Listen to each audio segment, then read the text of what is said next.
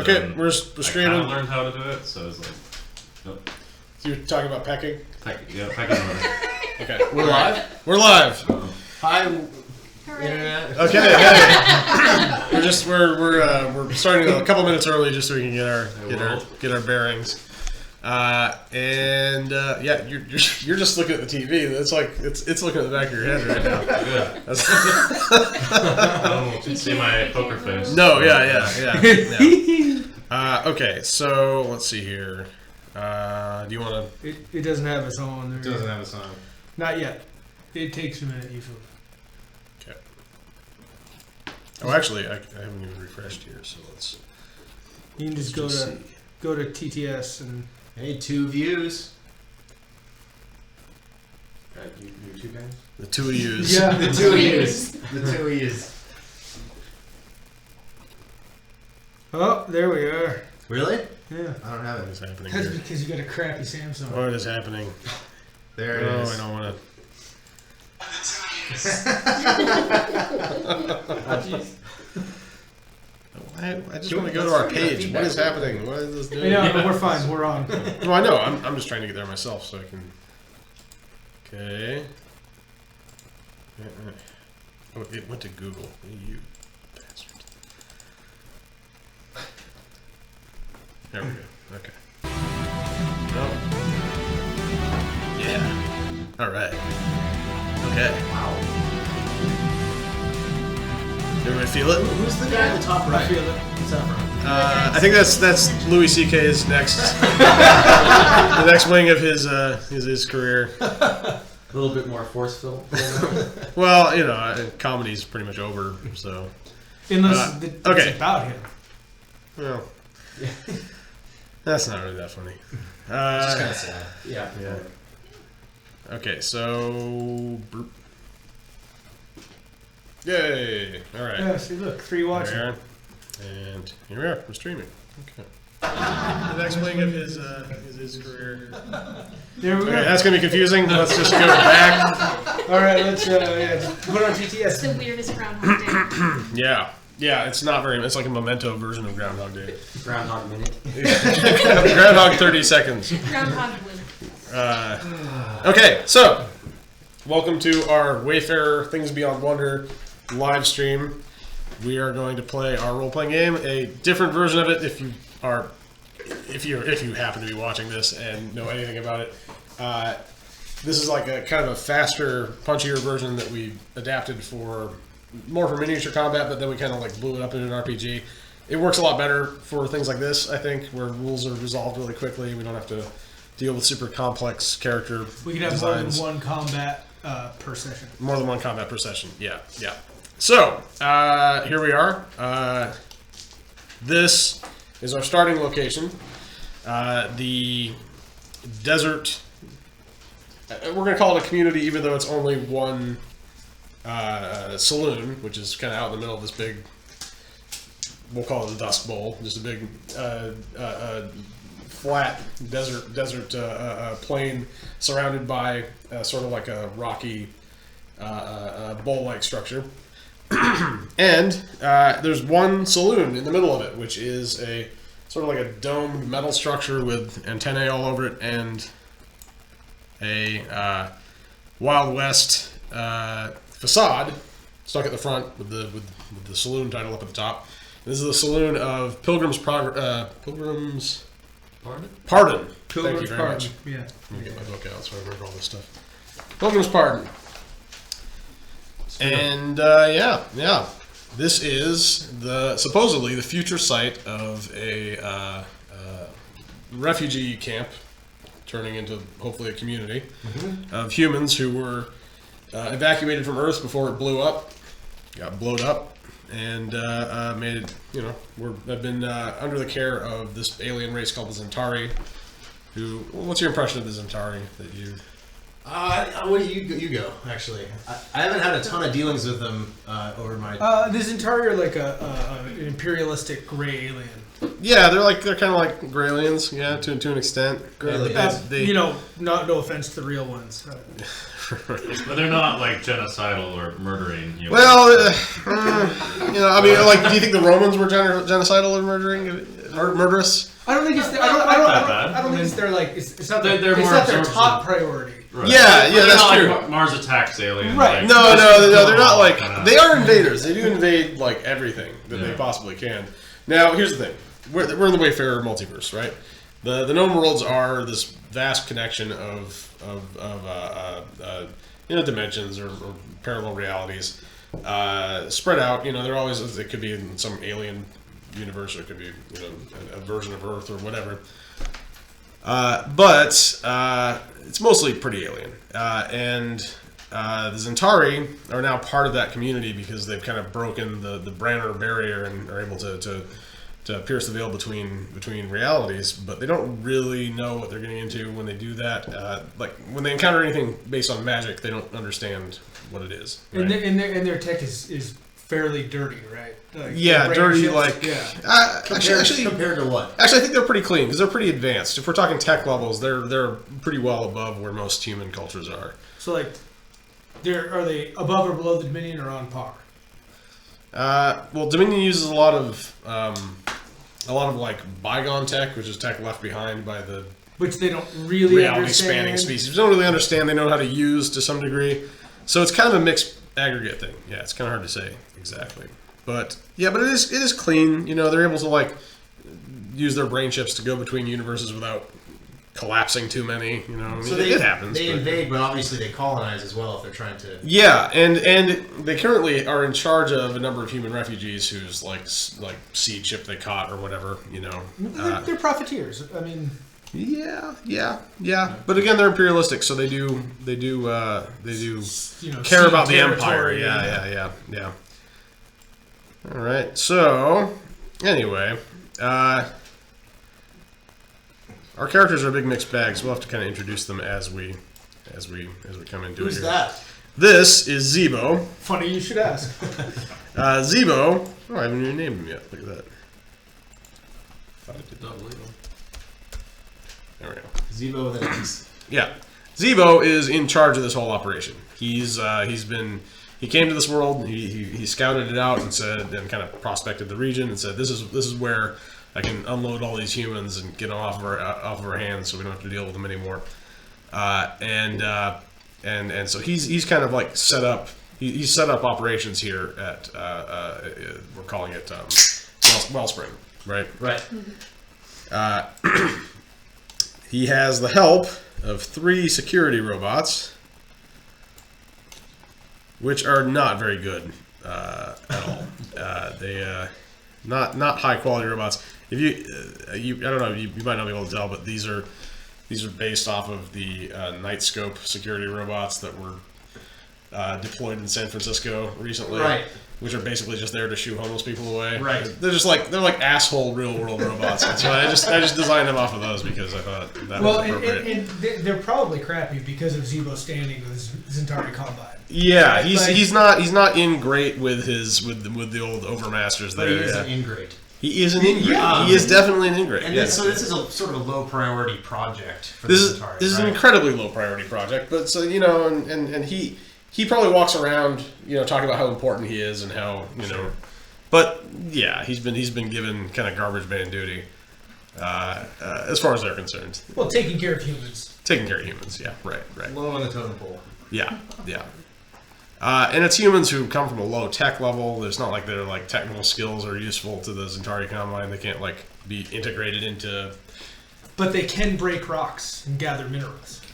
They can break rocks and gather minerals. That is true. Hey. No offense to the solenoid. We'll discuss what that means eventually. Yeah, so 3 security robots, Zebo, Pilgrim's Pardon. Well, it says right here, Pilgrim Pardon. Oh, good. Yeah. Okay. And this is a hub world. There is an omnisphere here, which is a big spherical sort of building made from bygone technology, which was left behind by them. And you can use these pod vehicles to sort of travel between realities. It's kind of set intervals, and kind of the growing theory is that they're largely like immutable. You can't change them. You can't destroy them. Like nobody's been able to anyway. Did we want to build Hannah Farkas? She was supposed to be the doorman. Yes, we do want to do that. Okay. But she's off on a quest at the moment, so Cool. We'll bring her back in when it comes time. Oh, you know, I'm sure we'll hum and whir, and then somebody will pop out with usually a bunch of other people. Anyway, so that's here. So it's you know, it's got a mode of transport between worlds if you need to shuttle a few people through. And that obviously helped tons of different species and civilizations travel. I mean, actually, explore the multiverse. known worlds, as they're called, are like, you know, you're going to find a lot of omnispheres throughout them because that's how they were found. Right. They were connected in this chain. And being a doorman, somebody who like operates the omnispheres and opens up to different realities, is a really difficult thing. Usually it takes like either a robot or like a highly intelligent species who's able to just to deal with it. A few humans can. Circlet. Is it known A human when, with a magic circlet, that happened once. Yeah. is it known when humans first discovered an omnisphere? Like, is that recorded history? I think that's in like Dominion history at some Okay. point. So the Dominion, and this is important to the overall world, is sort of a trans-dimensional police force, kind of a police state, really, and it's run by a giant, super intelligent plant. It's always run by a plant. And I don't know if everyone knows that necessarily, but I don't think it's common I knowledge. think you have to be kind of in the inner circle Give to me know a that. Dominion lore test. Anyway, they're more or less benevolent. It kind of depends on who you ask. They're always at odds with the United Separatist militia, which is this big alliance of Free spacers. like people who've broken off from Dominion rule to like, well, I don't think it's fair that they control the way that we travel between worlds, and I don't think it's tread fair on that we. me. Yeah. They're kind of those types, and they're actually at war right now. This is the second separation wars, and that's technically where we've been at for the last couple of seasons of the game. So we're sort of jumping into a new arc of our game, somewhere where it's a bunch of new characters, and we'll touch in with stuff from the previous seasons. But for now, this is basically like its own isolated story. It's as new to anyone watching as it is to us. Yeah, exactly. And this whole thing we're playing is built from randomized components. We kind of randomized our characters, for the most part. A lot of the players got to choose what they wanted to be, and we're just kind of building the story around that. And we randomized the location we're at. We got a desert world, population 7, which I think includes the 3 robots. Actually, The best part is straight up random. I love going completely random. Yeah, we could have gotten 10 million. Sure. We could be in this bustling metropolis and have all this stuff available that I would have had to then create rules for. I'm very thankful that we didn't. And so we have our cast of characters over here, which we'll get to as we need them. But for now, we got Zebo standing at the front of the. Oh, hey, it worked. The saloon. 3 security robots. Okay. All right. So, now we haven't talked to you, Zach. You're our special guest for the night. At all about who you're playing or what you're doing. You cool with just kind of learning as you go? Sure. Okay. Everybody else knows their character to some degree.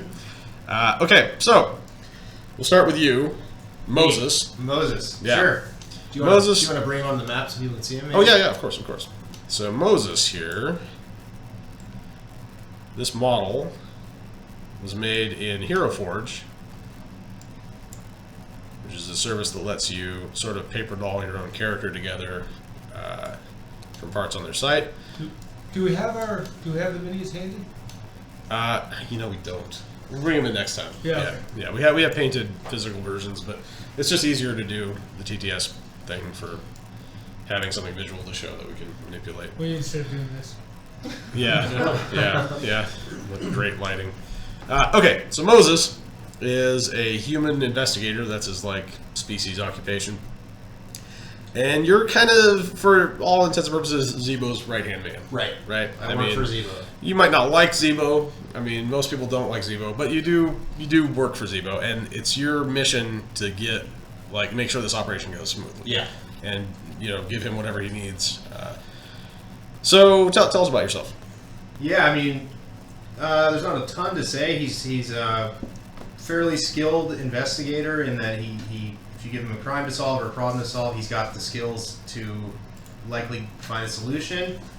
Like you said, he works for Zebo. He came here with Zebo, is that right? Do I remember that correctly? Mm-hmm. So I think he's done work for the Zentari Combine in the past, and this is just the current job. Yeah, Zebo came here before you did. That's but right. I've got this great place. You're gonna set up shop with me here and help me run this operation. Moses has a positive reputation with the Zentari Combine. Yeah, all the characters have reputations with kind of big, Yeah. overarching factions in the multiverse. So I am liked by and trusted by the Zentari Combine. I'm sure I've worked successfully for them in the past, or Moses has rather.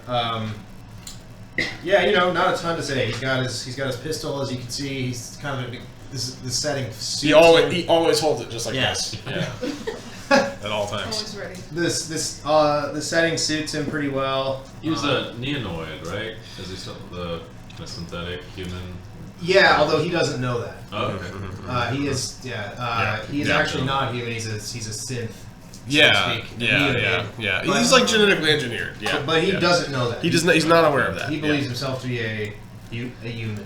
Yeah, Is does. he then freelance, basically? Like he'll work for, or... Yeah, but I think what we Contract. established is that he's, for several, missions or jobs, whatever you want to call them, he's worked for the Centauri, and specifically even Zebo. I think he's worked for Zebo before, too, in the past, I think. Yeah, we could say that. You've probably been with him before. You've been like the liaison between the human refugee community and Zebo. Yeah. Yeah, and through him, the Combine, right? Right. But you've probably never met with another Centauri. Like, this is the one, and a bunch of robots, and this guy. Yeah. That's who you've dealt with. Your current camp, by the way, is just on this, like, horrible, gray, toxic, rainy world that they live in, like, kind of haphazard, like, a little dome city, and it's always, like, falling apart, and people are getting sick, and, that's where you're at now. And so they're like, okay, we got to move these people somewhere else, because we have to spend all these resources on, getting stuff to them and taking care of them when they get sick and all that. So it's become priority, not priority number one, but priority to get these people to a better place. Yeah. So he found this desert world. Outwardly, like not taking care of the humans would be bad PR, I'm guessing. Yeah. I mean, yeah. Basically. Yeah. Okay. We'll say that. Well, they don't want any beef with the Dominion. No. Not Remember overtly, that? Okay, not so the Zentari Combine and the Dominion were at war during this separation war, and the Zentari kind of jumped in and joined the Separatists and kind of gave them aid, but they backed out at the last second when it kind of left them in a lurch, and they were like, no, we're out, we're no longer at war, and then now it's back to a sort of a cold war with the Dominion, which is what it's always kind of been. Hot and cold. We're in cold right now. Yeah, so that's Moses. Yeah. Okay. Moses. Yep. It looks like this. So you, Moses, wake up in your little kind of hab room dormitory area, which is somewhere underneath the main floor of the Pilgrim's apartment. And this is what we're looking at here. It's actually more populated than this. I didn't quite have time to get all of this stuff, but just to show that it's a saloon. We've got a bunch of wooden tables, which by the way are plastic. Anything that you see that has this wood texture has just been prefabricated according to spec. Fisher Price. Yeah. Well, I mean, yeah. It's Zebo has like, okay, I'm going to make a community for humans to live. I've poured through their collected videos and keepsakes taken from home, and apparently this is what Earth looked like, and this is what overwhelmingly what they want to see. So he made the saloon, and the interior is this cold sort of metal, write a book, industrial metal human design, except for it's got these plastic faux wood tables thrown in. You have back here, the bar would be in this region. We'll make that and add that as well. Over here you have a token machine and an actual arcade machine, which you're not sure how he got that actually, but he has it. It's called Proteon, and it's sort of like a mix between like a centipede and Space Invaders at the same time. Okay. And there's a jukebox, which is like a jukebox robot thing that swaps between records and Which not really records though. It's just a Yeah. And am I remembering right that it's malfunctioning? Is that the? Yeah. Well, the robot. Okay. There's also a robot bartender. That's what it was. Who's sort of affixed to the ceiling in like a track, and yeah, he doesn't. It doesn't function right. It doesn't make the right He gives thing. everybody the same drink, even if they order. You could get motor oil. I mean, it's there's no way of knowing, if what you ask for is what you're going to get, or if it will kill you. Yeah. But so there's a help wanted sign for a bartender currently. Just point of interest. Okay. So Yeah. I wake up in my room.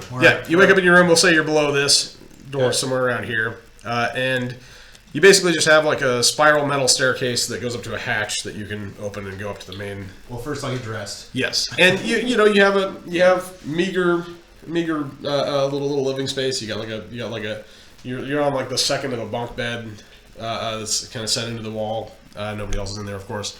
You have a little bathroom. It's dingy. There's a hallway outside, and it's the rest of the subterranean structure is always locked to you, and Zebo won't let you go anywhere else within here. Do I find that sinister or just? Give me like a savvy test. Yeah. Yeah. Intuition. Sure. Intuition, and I think he actually has savvy. Are the D6s right? Yeah. 553. 5-3. You got any bumps? Not to intuition. Nope. But I think you have one. Oh, of savvy.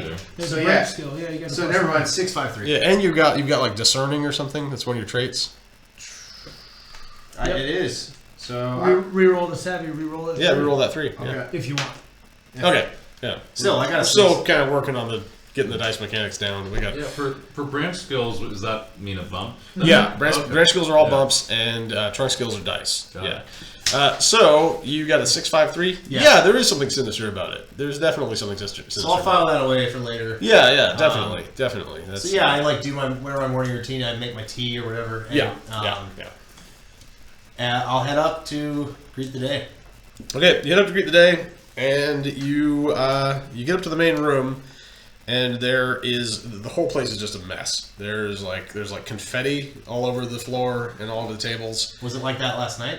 Yes, because you had trouble sleeping because Zebo had a New Year's and / Christmas celebration. For the humans. For the humans, and there were a few here, but they've left to go back home with what was her name again? You have it down. Hannah Farkas. Hannah Farkas. Or Hannah. sorry, Nana. Nana. She's Nana Farkas. Nana. Nano? Nana. Nana? Nana. Nana. I don't know. Nano. Nanite. Nanner. Nanu. I think Nanner. She's from Orc. Yeah. She is an Orc. Okay. So Nana has left with the other humans who left a lot of vomit in this establishment. Well, the bartender's no good. I mean, and Zebo is like passed out at one of the tables with his face down, sort of doing this snoring. This sort of.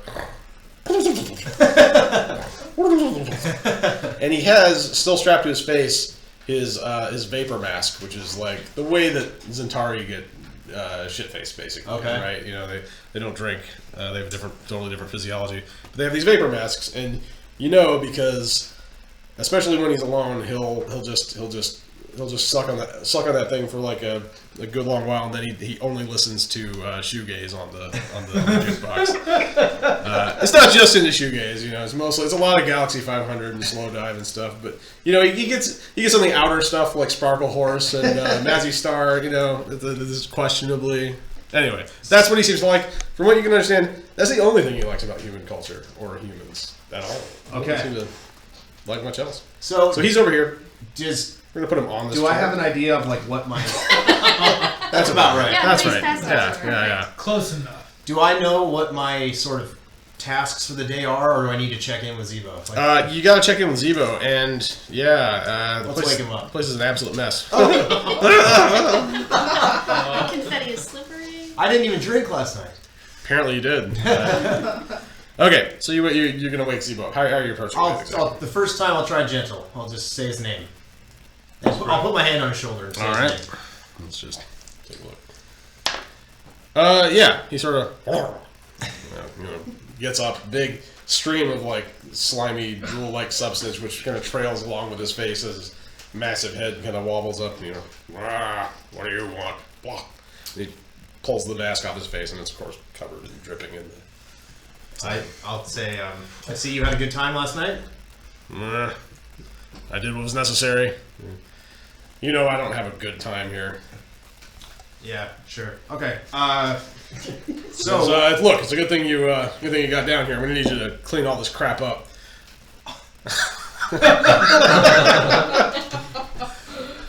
Says start with that garbage over there, and he points over to the manger, which has been set up, kind of toward the back. Under the New Year sign, there's like a full manger effect. It's been Yeah. I'm going to tell him to have his bots do it. I've got more important things to do. That's not what I pay them for. Bought them for. That's what I bought you for. Pay you for. Does he normally make me clean up after his messes like this? If he's not feeling, particularly generous, yeah. Man, that sucks. Give an agreeableness test on that. Why not? D10. Yeah, see how you feel. I'm pretty agreeable. On the nose. I hit it on the dot. Your agreeableness? Yeah. Why? I mean, yeah. Probably irks you a little. Yeah. So he walks over and gets up on his tippy toes and grabs you by the shoulder and says, I trust you. You're my number one guy. You can do this.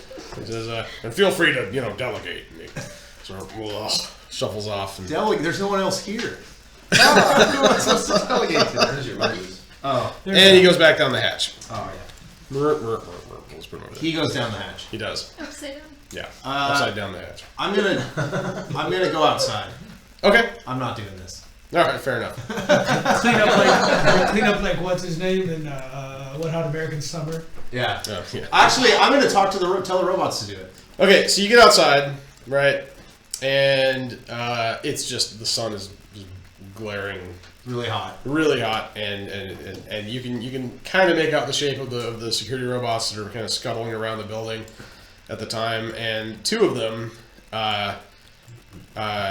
walk right out in front, and their paths kind of take them by each other, and they bump into each other on the way past, and immediately spin around and raise their arms and start shooting lasers, which kind of cut into the sand, and then they stop. Do they have names? A, B, and C? Yeah, we'll just go A, B, and C for now. I don't know that he would have been sentimental enough to name them. I'm sure they have serial numbers. I'll say, hey, B and C. Zebo wants you to clean up the saloon. Okay. Do you have a? I mean, you don't have a. He holds the drone controller for these things, right? So he can kind of remotely make them new things. You can try it. Yeah, sure. Give me a diplomacy test. Okay. Wordplay. I have diplomacy, so these things aren't sapient, but they're 6-3. 6-3. All right. Okay. Yeah. They kind of look at each other. Some kind of data passes between them, and you're not exactly sure what it means. And they just kind of default to you and walk over and start following you. Okay, I'll lead him inside. Okay, you lead them inside, and yeah, they come through. One of them breaks some stuff on the way. I'll say, all that human mess, make it go away. Okay, give me a. That could go bad. Yeah. I'll mess these things up if they try to hurt me. Give me a diplomacy test again. I guess it'll be the 5-2. 5-2. Okay. Okay. Yeah. I mean, yeah. You're very persuasive. What can I say? These things have some rudimentary, order taking sort of commands, and you do have some kind of seniority over them. Okay, so they start going around, and little tendril arms come out and start gathering stuff out, and they can't take like big loads, so they just go back and forth. That's you know? fine. And then they'll have to like drag things. And, That's fine too. You notice that as they're dragging like the manger material, like in the baby Jesus's place is just like a Buddha statue. It's been sort of like laid in there outside, Covering all his bases. I head back outside. I want to take a look around. Okay. Zebo's very thorough. But they can stay in. Nah, but well, you know, they're yeah. Here, we'll keep them in there for now because they're They're basically doing that. Yeah, they might be using like disintegration rays on the vomit, you know, line by line, just getting rid of it. And, I heard there's money in that. It's better than it might be. Yeah. you know. Yeah. So you're going back outside? Yeah, I'm just gonna. So tell me what I see when I walk out. Okay, you get outside. There's the usual stuff: some piles of rocks, some supplies, barrels and crates, things that have been kind of left out front. There's a perimeter fence which has been set up around the establishment, and you just see the vast expanse of desert beyond the Omnisphere, which is maybe a couple 100 feet away from Zebo's place. Is there life on this planet? Not that you're aware of. Okay. Zebo assures you no. That this is a dead world that can support life. Okay. So you're in great luck. We're it. Yeah. I'm Zebo and I. There's right now. Yeah. And while you're outside here, why don't you give me a detect test? Sure. Or alertness if you have it. I do. All right. Detect though. What Would be- was the trunk? It's a Maybe D10 D10? plus your That's yeah, right. Yeah. Oh, right. And just add alertness as a bump basically. Ooh. 18. Ooh, With the plus one. Moses got an 8 detect. Yeah. Okay, wow. Well, amazingly. You see movement on the ridge. So the big rocky bowl structure, you can see there are figures walking up to the edge, silhouetted against the light on the horizon. That's hugely surprising, right? Well, yeah. Do I have radio comms with Zebo? I have to imagine you do. Do you have like a meta tool or Yeah, I do. I have a digital assistant. digital assistant? Okay, you went with the bargain version. Yeah. All right. Yeah, sure.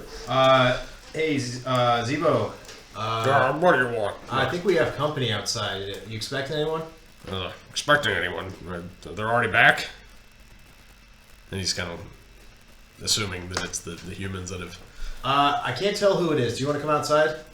Fine. He slams something from in there. You're not sure where he is. He's not. He's somewhere in the lower region. You don't know what's down there, but you hear him banging around in there often.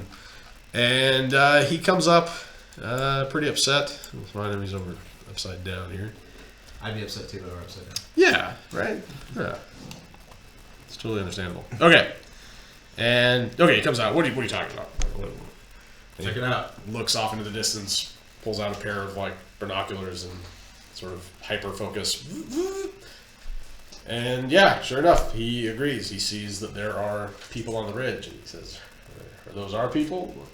We aren't expecting anyone today. I don't think. No.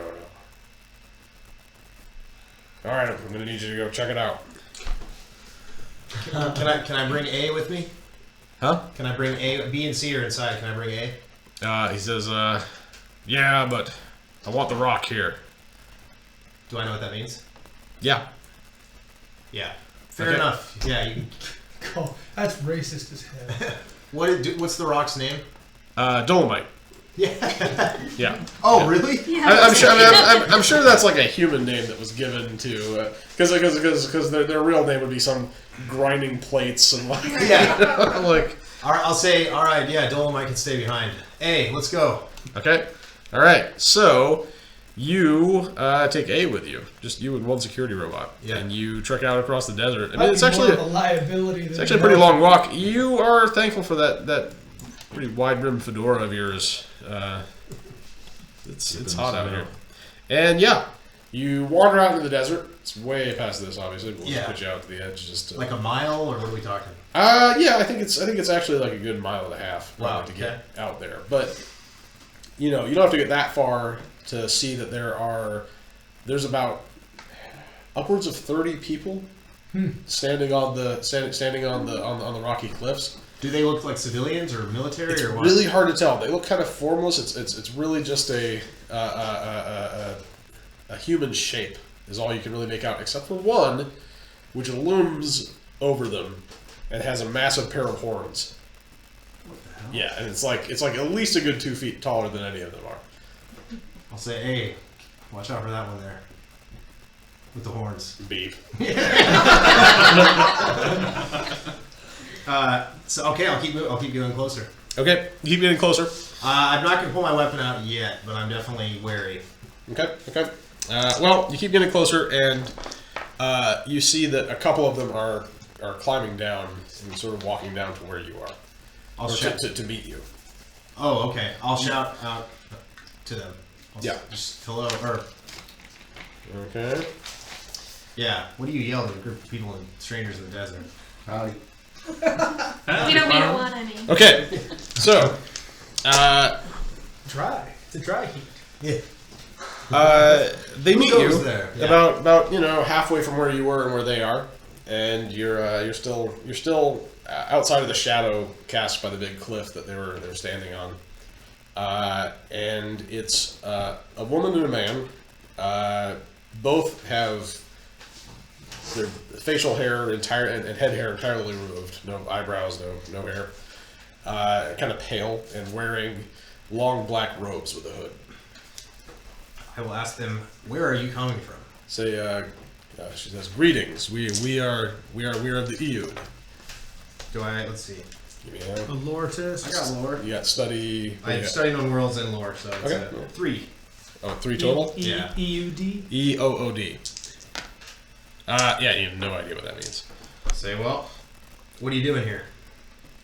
Say, we are on a pilgrimage, and this is our holy land. I'll look around. This place? Yes.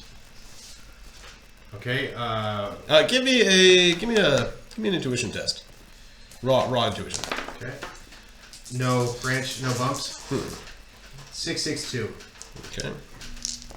Okay. You struggle with it at first, but you finally recognize the woman. Oh. Her name is Aldruna Mulrow, and she is a movie star, or at least used to be, who all you know about her is that she left her kind of her gig as a movie star on Pig Earth to join some kind of religious order. You know what I'm going to do? Instead of saying, like, oh, I know who you are, I'm going to quote one of her movies to her. Okay, yeah, you can do that. That's You know, I don't know what kind of movie, what kind of stuff did she star in? everything. I mean, you pick, right? I don't know. I'm failing to come up with anything funny, but I say a quote from her movie. Yeah, her version of like Harry Met Sally. had me at Howdy. They're like the rom-com that's really popular. Yeah. Yeah. Okay. Yeah. So I say it. Okay, you quote that, and she just kind of seems unimpressed. Yes. Anyway. Well, give me a diplomacy though. I mean, you're I'm not like trying to be annoying. I'm trying to. Yeah. So that's a 6-3. Okay. She says, "Oh, you're a fan. That's awesome." Anyway, that life is behind me. I am now the sub-high priestess of the EU. We who thirst for the eternal return of our master. Who's that? That, of course, is a religious secret. But you live in his domain, so you will someday know. Okay. Well, is there any way I can help you? We have a little saloon about a mile and a half back. We don't have a lot of supplies. Yes, we're all very tired. We're very thirsty. We would like to make our home here. I counted 25, 30. You guys? There are 37 of us, I believe. Does that sound right? It's 37. Yeah. All right. Well, Including our guide. your guide. Yes, he's a little different from the others, and she points up, and there's the 8-foot-tall humanoid. Guy. With horns. Is he? He's familiar with this world? No, and he's not affiliated with us, but we pay him very well. Well, okay. I'll tell you what. Why don't you guys follow me back to town? So, okay, red flag. Zebo wouldn't like this. Yeah. No, I know. I'm gonna read it. Oh, okay, all right. And I don't really care. Yeah. Yeah. These are people. They're gonna die out here of thirst. They are, yeah, no, absolutely. And Also, hey Zebo, queue up the bartender droid and bust out some food. We got some visitors. what are you talking about? It's like, the people, our people? New people. What do you mean new people? Where do they come from? I'm a little confused by that as well. Hold on a second. So I was curious, how did you manage to get here? She's sort of waving down, and the rest of the people are now climbing down. And there's like natural walkways that they can kind of make it. She says, we hired a magician to open a door for us. I think he may have miscalculated slightly, and we've been trekking across the desert for some time. Do you? How far? This all happened in our prologue game last week. How far are you from your target destination? She says, well, our target destination would be right there. She points to exactly where the saloon and officer are. Yes, that belongs to us. Well, I have some news for you. That is owned by my employer, actually. For now. It's a little forward, don't you think? Oh, I speak with authority. I am the sub-high priestess of the EU. That's great. I don't believe that my employer will feel the same way. You can speak with the sub-high priest if you wish. We call him Vizik. Yeah, that's probably a good idea. Let's He's get like Vizik the Tireless or something. Vizik the Afflicted. Yeah. let's get Vizik involved here. I'd like to speak. He's to him. coming. Okay. In the meantime, let's all just hold our horses, maybe. I didn't realize that you were going to claim ownership of something that's not yours. So He'll tell you the same thing. okay. Is there anyone else I can speak with? Well, you can speak with our master when the time comes, but until then...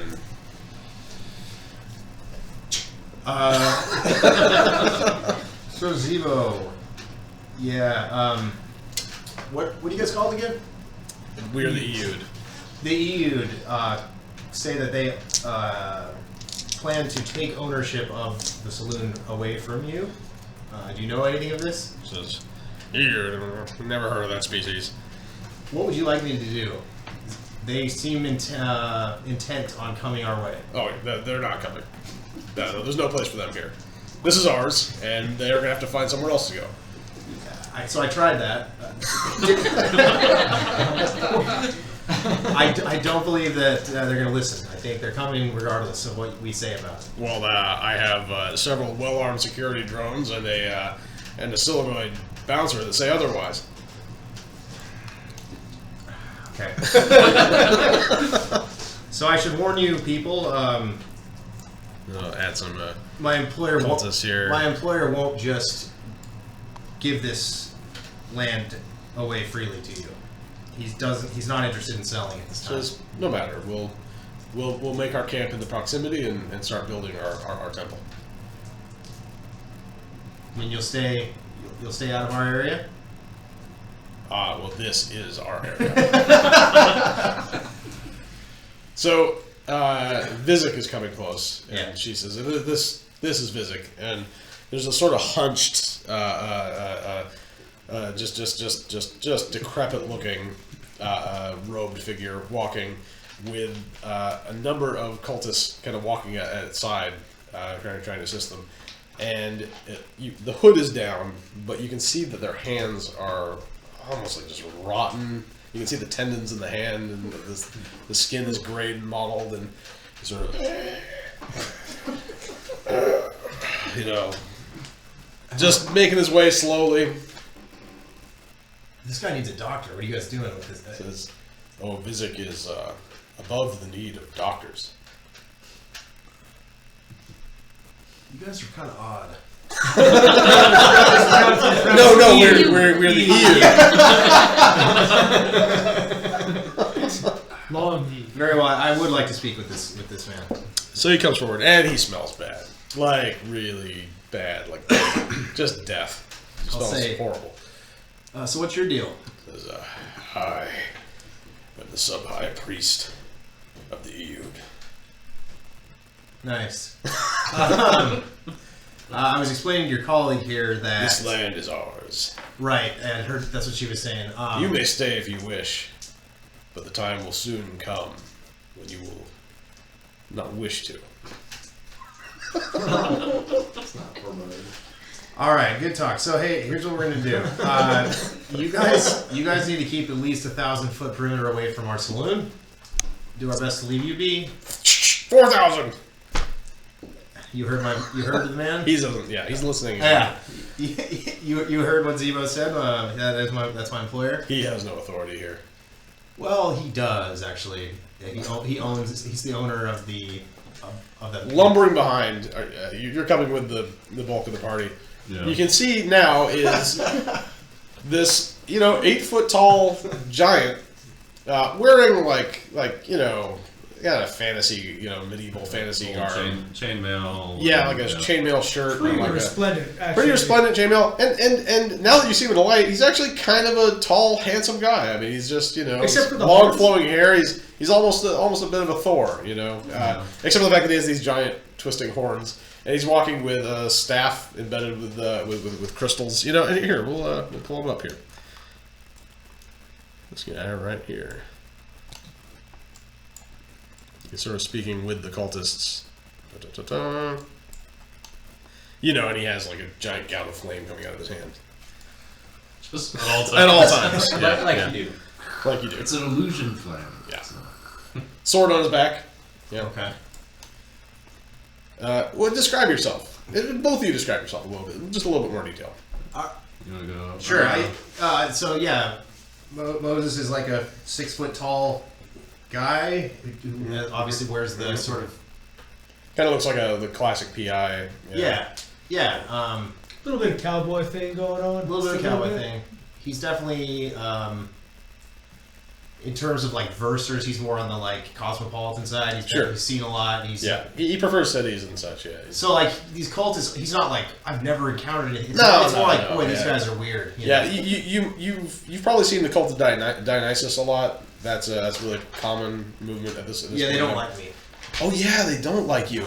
That's right. The cult of Dionysus had actually claimed this place for they were going to plant this magical garden vineyard Popular here, cult destination. and just have their On orgy Wellspring? parties on Wellspring. Yeah, yeah, and Like and, Vegas. It's like Vegas. Yeah, it was gonna be like hippie Vegas. Yeah. Burning It was Man. gonna be- Burning Okay, I guess we'll just say Burning Man. Yeah, it was gonna be like Burning Man.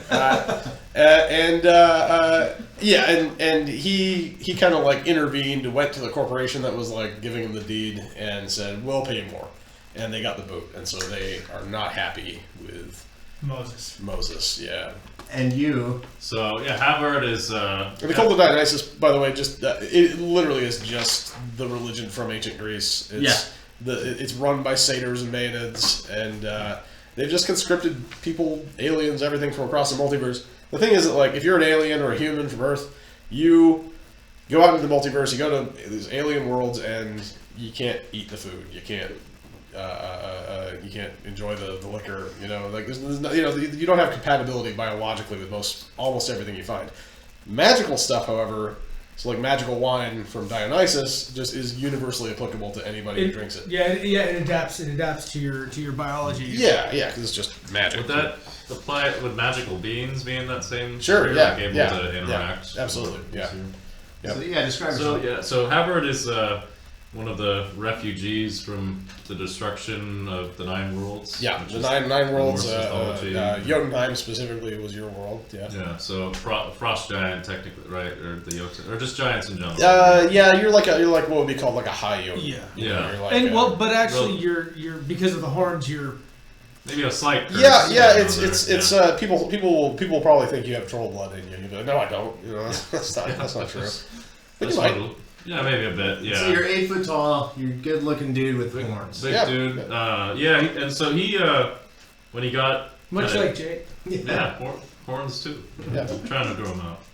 But he had trouble integrating with the kind of general populace of all the dimensional travel. And, Right. You never learned like Dominion Standard, which is like the common. No, so yeah, he's right? still just speaking Old Norse and yeah, Jotun. right. So he has to rely on either Jotun, other Jotun, or translators. Like so. Did we determine you had a spell that would do that? No, the Eud, when they came up to you, were cast a spell that was able to. Yeah. So for a long time, he was kind of struggling to kind of make do until he got in with this big cult, and hasn't really talked to them about their beliefs, but they pay him well and. Does he know that they pay him well? You could do an intuition on that. I don't know. I mean, To him, give me the he doesn't have a that's- basis for comparison, really. 3-1. So Yeah, you're paying great. Yes. yeah, as far as he knows, that he's getting a pretty good deal, and A great deal. Yeah. he's not particularly loyal to them, I don't think, but he's It's your job. it's Yeah. it's a good Well, job. they Keeps him- pay you, and even more importantly, they know their way around better than you do. Yeah. So he's uses blue magic, so it's kind of illusion based, and he has the ability to open up world doors, which they're finding very useful. Yeah, he can open a magical rift between worlds, which is very dirty, by the way. As far as like travel goes, dirty and clean travel mean like, will the universe I just linked collapse entirely into nothingness instantaneously, or will it be fine? And You gotta break some eggs, man. environmental repercussions. But magic is not generally very clean, especially because not every universe is. This universe is like magic neutral, sort of like. So magic works. It has access to the magical energies. You won't die. If you were to go to Earth, for example, like actually where we live right now, it would in the universe we occupy. It's like obscure, right? So your magic is at a huge penalty. You'll slowly sort of just fade away, like Marty's relatives in the photograph in Back to the Future. As if you try to live there, and yeah. So I'm gonna say to these guys, and that's cool. I'm gonna just say, look, obviously you guys you're being strong-willed about this. I can appreciate that. The thing is, Our will is his will. Right. Yeah, sure. The thing is, there's no food or water here. We have literally all the food and water that on the Earth, on this planet. So if you don't, Our master will provide until okay, all right, the need is over. Yeah. What was your promised land promised to others as well? Then Are you talking to them? I think to the I can't speak. But to I them. just hear Norse, right? Yeah, you hear like Old Norse, like a variety of Norse that hasn't been spoken for hundreds of years. I'll kind of do a double take on you, and then look back to them. And it's like the giant version. It's like the Jotun version too, which is like slightly. Probably sounds awesome. It probably does. Yeah. So, but you can talk to them. When spoken by a chipmunk or a giant like that.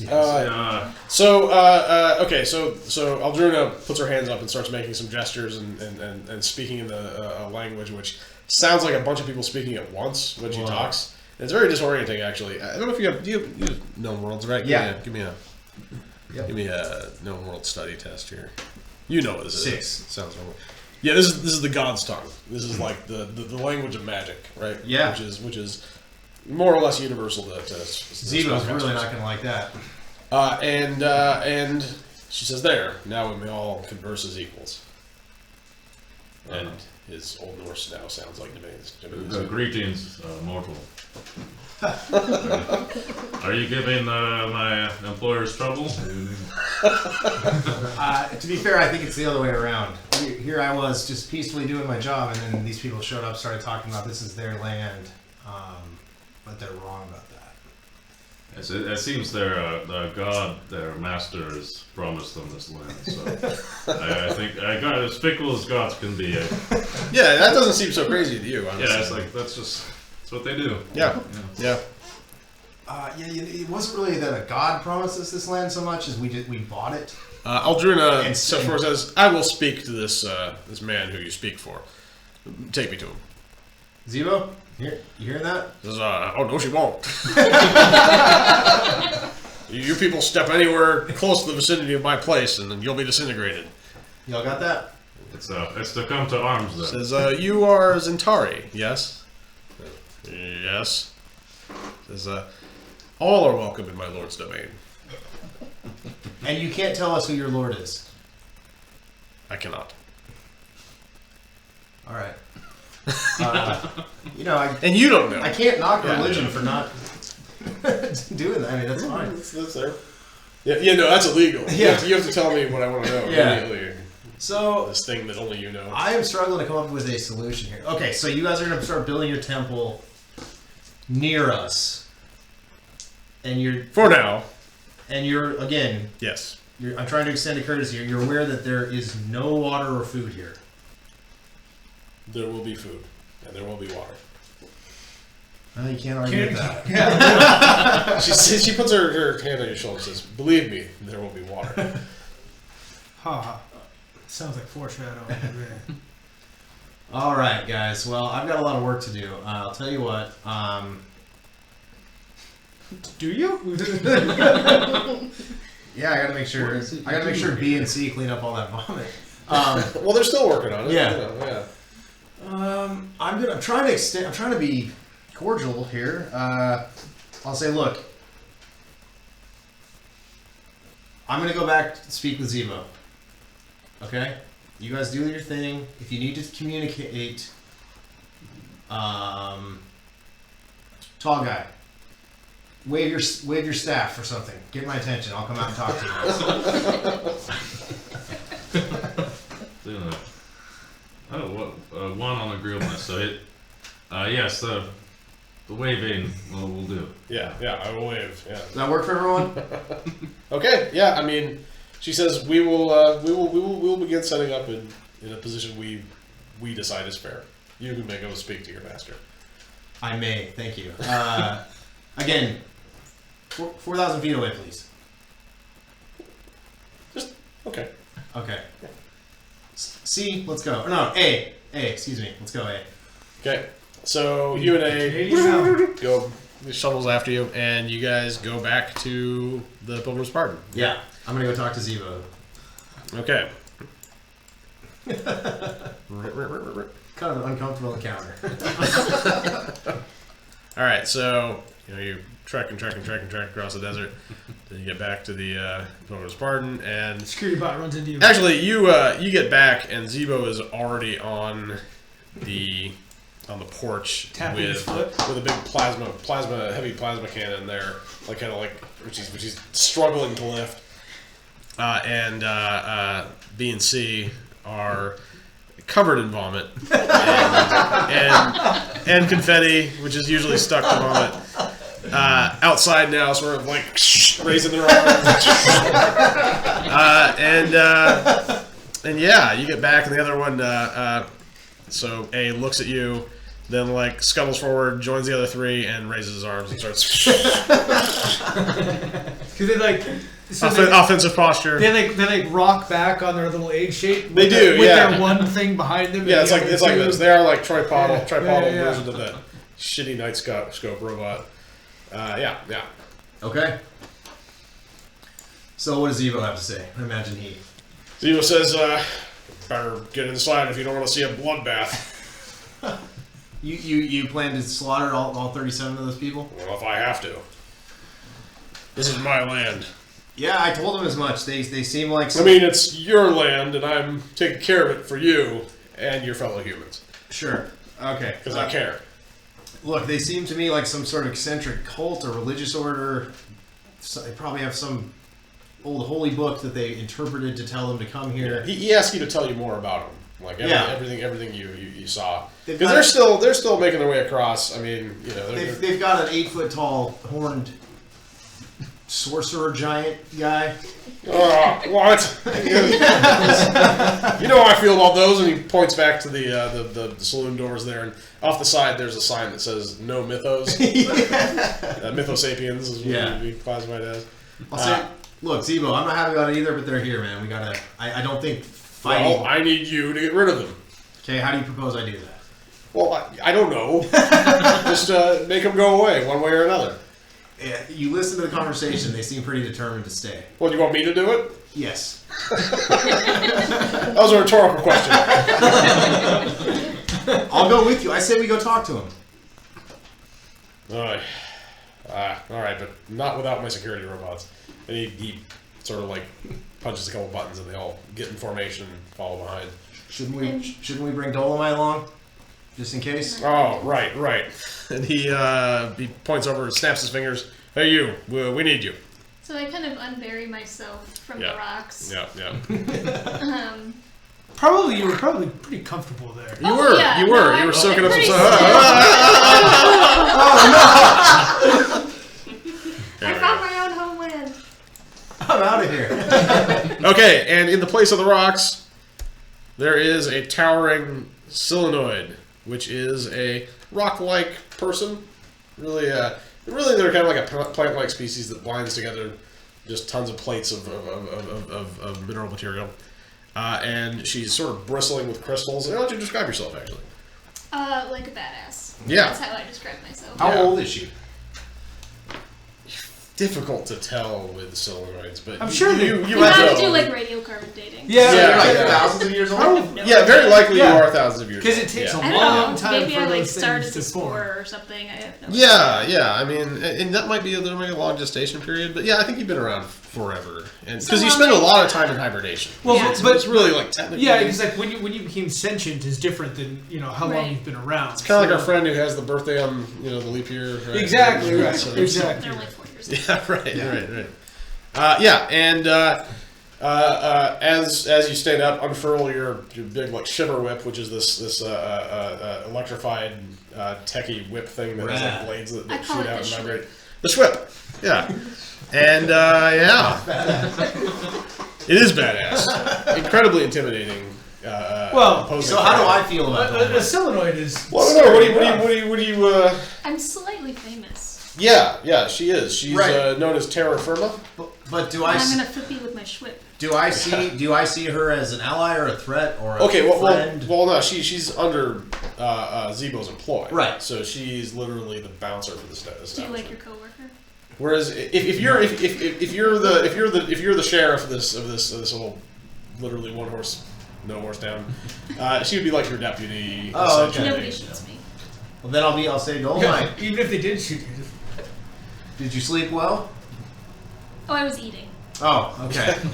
Sorry, She sleep eats. it's tough for me to tell. I hope you There's all the food understand. I want here. It's photosynthesis, so Yeah. To bring you up to speed, we've got company unexpectedly. There's a group of 37 members of this religious order. Oh, an audience. Yeah, well, And yet you have a translator of some kind, right? Yes, I do. There's I like have a- my digital assistant. Yeah, so there's a translation effect going on, and she'll be kind of moving, grinding, and it comes out as whatever. okay. And I'll say, yeah, they Like a robotic voice, I imagine. They claim that this very spot where we built the saloon is their holy land or their Mecca, the end of their religious pilgrimage. So Zebo and I would like to ask you to come along, try to come to some sort of agreement with them. So I'm part of a religion now? No, Since we. I live here? Is that how Well, this works? that's how they feel. That's how they feel. We disagree. So. At least you do. Yeah. Well, and Zebo does. Zebo does, yeah. Zebo and I disagree. But. All right, Zebo, what do you think, man? Should we head out? So you're not converting. No, not at this time. Not at this time. I'd like to talk to you about the master of the ood. Have you heard the good news? Click tracks. Have you heard the good news? You're all doomed. All right, so the two of you are going to talk to. You're going with Zebo, right? Yeah, Zebo's coming. Okay, so you get out there, and by the time you get your stuff together, they're already like setting up camp. They've moved across the expansive desert, and they're unpacking like their bags that they brought with them, and they're putting up tents. And it's it's definitely not 4,000 feet away. It's like 1,000 feet away. Okay. I'll say Zebo. Zebo's just what is this? I said 4,000. Look, you need to be better and more persuasive in your argument here. Sure. Okay. This is ever gonna work. I'll say Archpriestess. Or sub. Sub priestess. Sub high priestess. Sub high priestess. She corrects you. Which is that's weird, man. Like Sub high. sub medium high, height like priestess? average priestess. So I will say, I'd like to introduce you to my employer. This is Zebo. Don't Too like big. it. Not more balance. Dolomite is too big for this desert. There we go. That'll work. Okay, here we go. Nope. Plus, this is riding. I'm on top of B. That's more comfortable than walking. I mean. Yeah. Okay, so and there's a whole bunch of cultists behind them. They're just all going about their business, setting up this. And they're all wearing the robes. They're all wearing the robes and hoods, and they're sort of singing hymnals as they go. It's this sort of disharmonic, otherworldly chanting that is very unsettling. You don't like it. Yeah, Does it my doesn't. translator translate it? Ooh, that's a really good question. Oh yeah. You know what? It does not. No. It translates it as exactly what it is. Yeah. And so you get like a translated version in the robot voice of. So what does she say when I introduce her to Zebo? Says, yes. So you claim this is your location, and you know they both start arguing. She's very cool and collected and unyielding. You know, she doesn't bend. And She has all like the demeanor of a righteous, zealot. Yeah, and and 10-1 too. yeah, Damn. Zebo. She doesn't bend on her position. We are setting up here. You are free. You feel free to build wherever you think you want to, and believe me, you're going to regret it. And we'll we'll just go about our business as planned. And Zebo gets to the point where he starts threatening physical violence to remove them, and she says, "You're going to attack us?" And he sort of, "Oh no, not me. But someone will. I represent the Zentari Combine, and you've heard of them, right?" And she just sort of kind of laughs it off and says, "Yeah, look, I know you're not going to do anything. Maybe you should go talk to your Zentari masters, and tell them what how much trouble we've been, and maybe they'll take care of it. But until then, we're going to set up here." And he leaves just sort of defeated and sort of shamed. Unless you want to have anything to contribute to that, or I'll say, look, I'm interested in compromise here. I don't think it needs to be all or nothing. I think we can co-inhabit this place. I agree, she says. And Well, maybe you do, but maybe you could tone down the whole "we're going to regret it" and our end is coming and all that talk. we are a very secretive people. We can keep our views to ourselves and our portents. Speaking of that, Surely we can accommodate that. I'm curious if you would share with me what were the hymns you were singing? What were those about? Or I was unable to understand. She says, "Oh, that's a working song."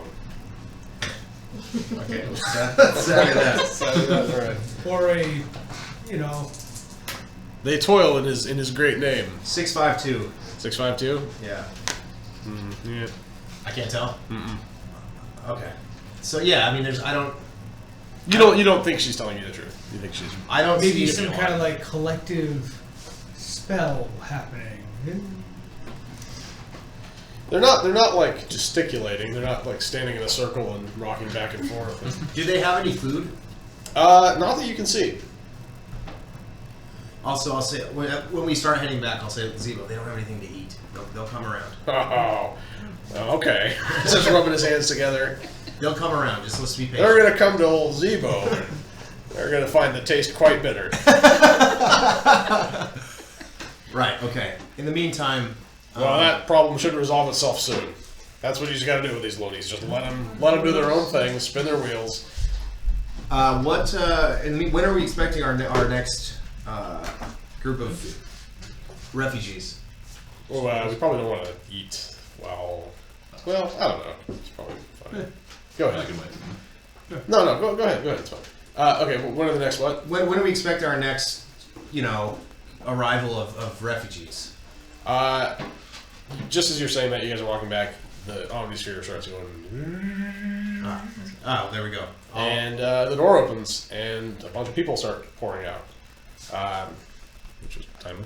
And He says, "Oh well, that must be them right there. I asked Nana to bring us a few heads to help clean up the bar and get things in order here." I'll go see to that. Okay, so you go out to the Omnisphere, and coming out of the structure is let's see here. Well, we need so you Cass, you have a character here. You have a character here, and you do, but you two don't, and you don't. No, I didn't. Oh, but you will be one of them. So Arlo, you're coming out of the Omnisphere. We'll go off to the sidebar here for this. And you're this one. Which Zach. over here? And which one do you want to be? You want to be Sabrina, Drew, or Janus? Bilby. Yanu. Oh, sorry, Ashley. Yes. So we have the option of a. They're all humans because they're all from the Earth colony. We have a Yanu is a trooper, right, like a military personnel, like a mercenary for hire, basically. Okay. Juru is a medic. Right, he's a cyborg medic. Cyborg medic, and Sabrina is a. She is a desperado. Okay, so like a criminal outlaw type who, for all So, intents and purposes, just. Her ocean, I don't know if you heard me making her 181410. Right, so she's like. Okay, openness. Ocean is the personality scale we use, and it's based off of just like a kind of common psychological construct. You got openness for ocean. So O is openness. C is conscientiousness, E is extroversion, A is agreeableness, and N is neuroticism. And these all go from on a scale of 1 to 10. So yeah. And outside of that is like unbalanced. Yeah, but you don't go above 10 or below 1. Right. It's just kind of. But like, like the extremes are they're extreme. You know. So yeah, so she's like closed to, and she doesn't talk to anybody. And, you know, she isn't particularly agreeable. She's kind of selfish. And she's incredibly It was only a neurotic. 4, right? Yeah, she's just kind of selfish. She's Okay, not like, okay. she's not like, you know, She's not a monster. she's not a monster, exactly. Okay. But just a really damaged person. I mean, Okay. All right. So which one do you want? Yeah, we got Sabrina, the outlaw, Juru, the medic, and Yanu, the soldier. Let's do Sabrina. Okay. All right. All right. good luck. Playing the personality is part of the fun, kind of figuring out what these people would.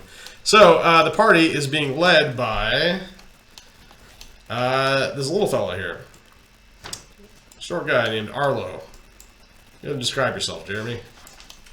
Arlo is a small guy, young fella. When I first rolled him, I thought that he would have had a high extroversion, but it turns out that he's just kind of awkward. So that, like, when he does say stuff, it's not pithy or humorous. It's just sort of like off color a little bit. So and he's aware that he has this effect on people, so he doesn't talk a lot. Yeah. But What's your official position? Like, you've been chosen as part of this group to come back. so And, secretly. oh yeah. If you have something secret, you probably shouldn't share it. Yeah. Just- He's got some secrets, but you know, he's a desperado mercenary type. I mean, Yeah. he sort of takes from the corporations and, you know, sells the wares to. But you have a anybody willing to pay good for it. Zentari He reputation. Is that Zentari Combine. He has a +1. okay? Okay. But like. Right. That's right. They trust you enough to Like, I've probably stolen some stuff from the corporate sector and fenced it to them. Okay. Yeah. They don't care about that. Okay. So yeah. So you're kind of like walking out forward and like speaking for the group. And Sabrina, how are you approaching? Approaching with frustration because I'm irritated. You're actually pretty heavily armed. You're Yeah. packing a pistol and a vibro sword. You know, you're I think of these three, you're a pretty seasoned verser. You've been around like through the multiverse, going from world to world and on adventures, and you're technically part of this refugee community and have been. I mean, probably since you were a teenager, because you know it's been like 8 years since Earth was destroyed, right? Yeah. So the human population has been sort of integrated into the Earthling population anyway. It's sort of integrated into the known worlds, and so yeah, you've probably been around and yeah, have come back now to help people settle, even though that's not necessarily your thing, but they're your people. So She's just a little irritated. It's a little hot. And Yeah, now we're yeah. in Wellspring. And now you're in Wellspring. You've been all over. And Wellspring, you're like, oh, Wellspring sounds great. That's a great name. There's You go there, and nobody. it's just desert, you know, as far as you can see. The Oasis. Yeah, but it's not an oasis. No. an oasis is like infers that there's like water and plant life and coconuts or something. But no, there's nothing like that here. There's not even a mirage. There's not even a mirage. Not even It doesn't even look not even a nice from mirage afar. of a date tree. There's nothing. So what binds our little group? Arlo was you were given charge to lead a party of like professionals to kind of come in and kind of help out with settling here and whatever Zebo and his number two needs, and his number two needs, is that what you're evolving onto? Yeah. I mean, I'm You're just not coming sure. here to assist him I'm with his not number sure two needs. about Zindari biology. It's different. It's all different. But- Yeah. Maybe it's a all bran muffin. it's all like reverse osmosis.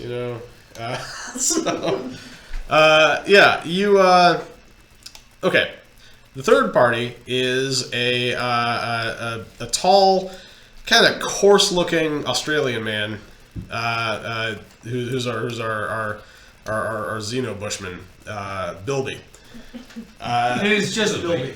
It's just Bilby. You just all you go by is Bilby. And I mean, I think you're a really personable character, right? What's your ocean like? Can you read that out to us?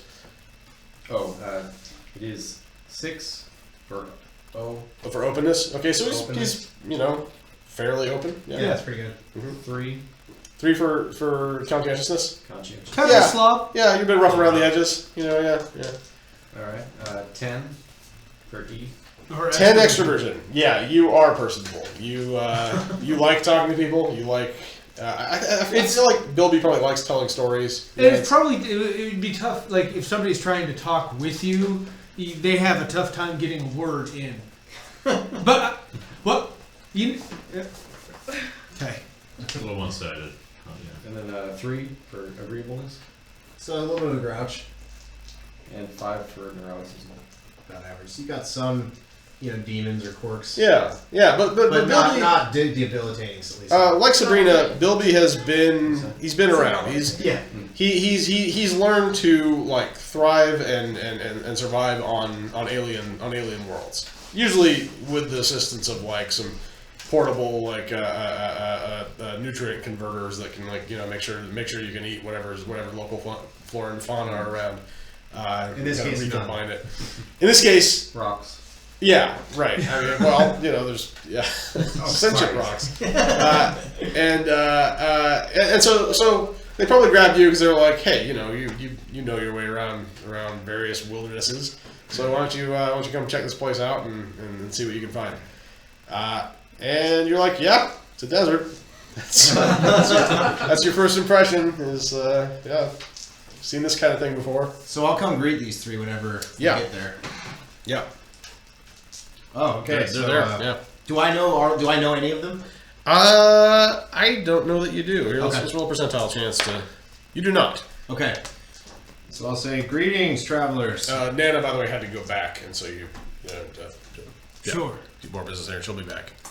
So what? Wait. Just a meta story. Were we sent by the Combine to help out? Yeah, you were sent by the sort of like refugee community elders or whatever, or council as To like they get came. this, to help build. Yeah, Yeah. to help Zebo with whatever he needs. Yeah, Okay. yeah. I'll, And you know that you're reporting to either Zebo or Moses.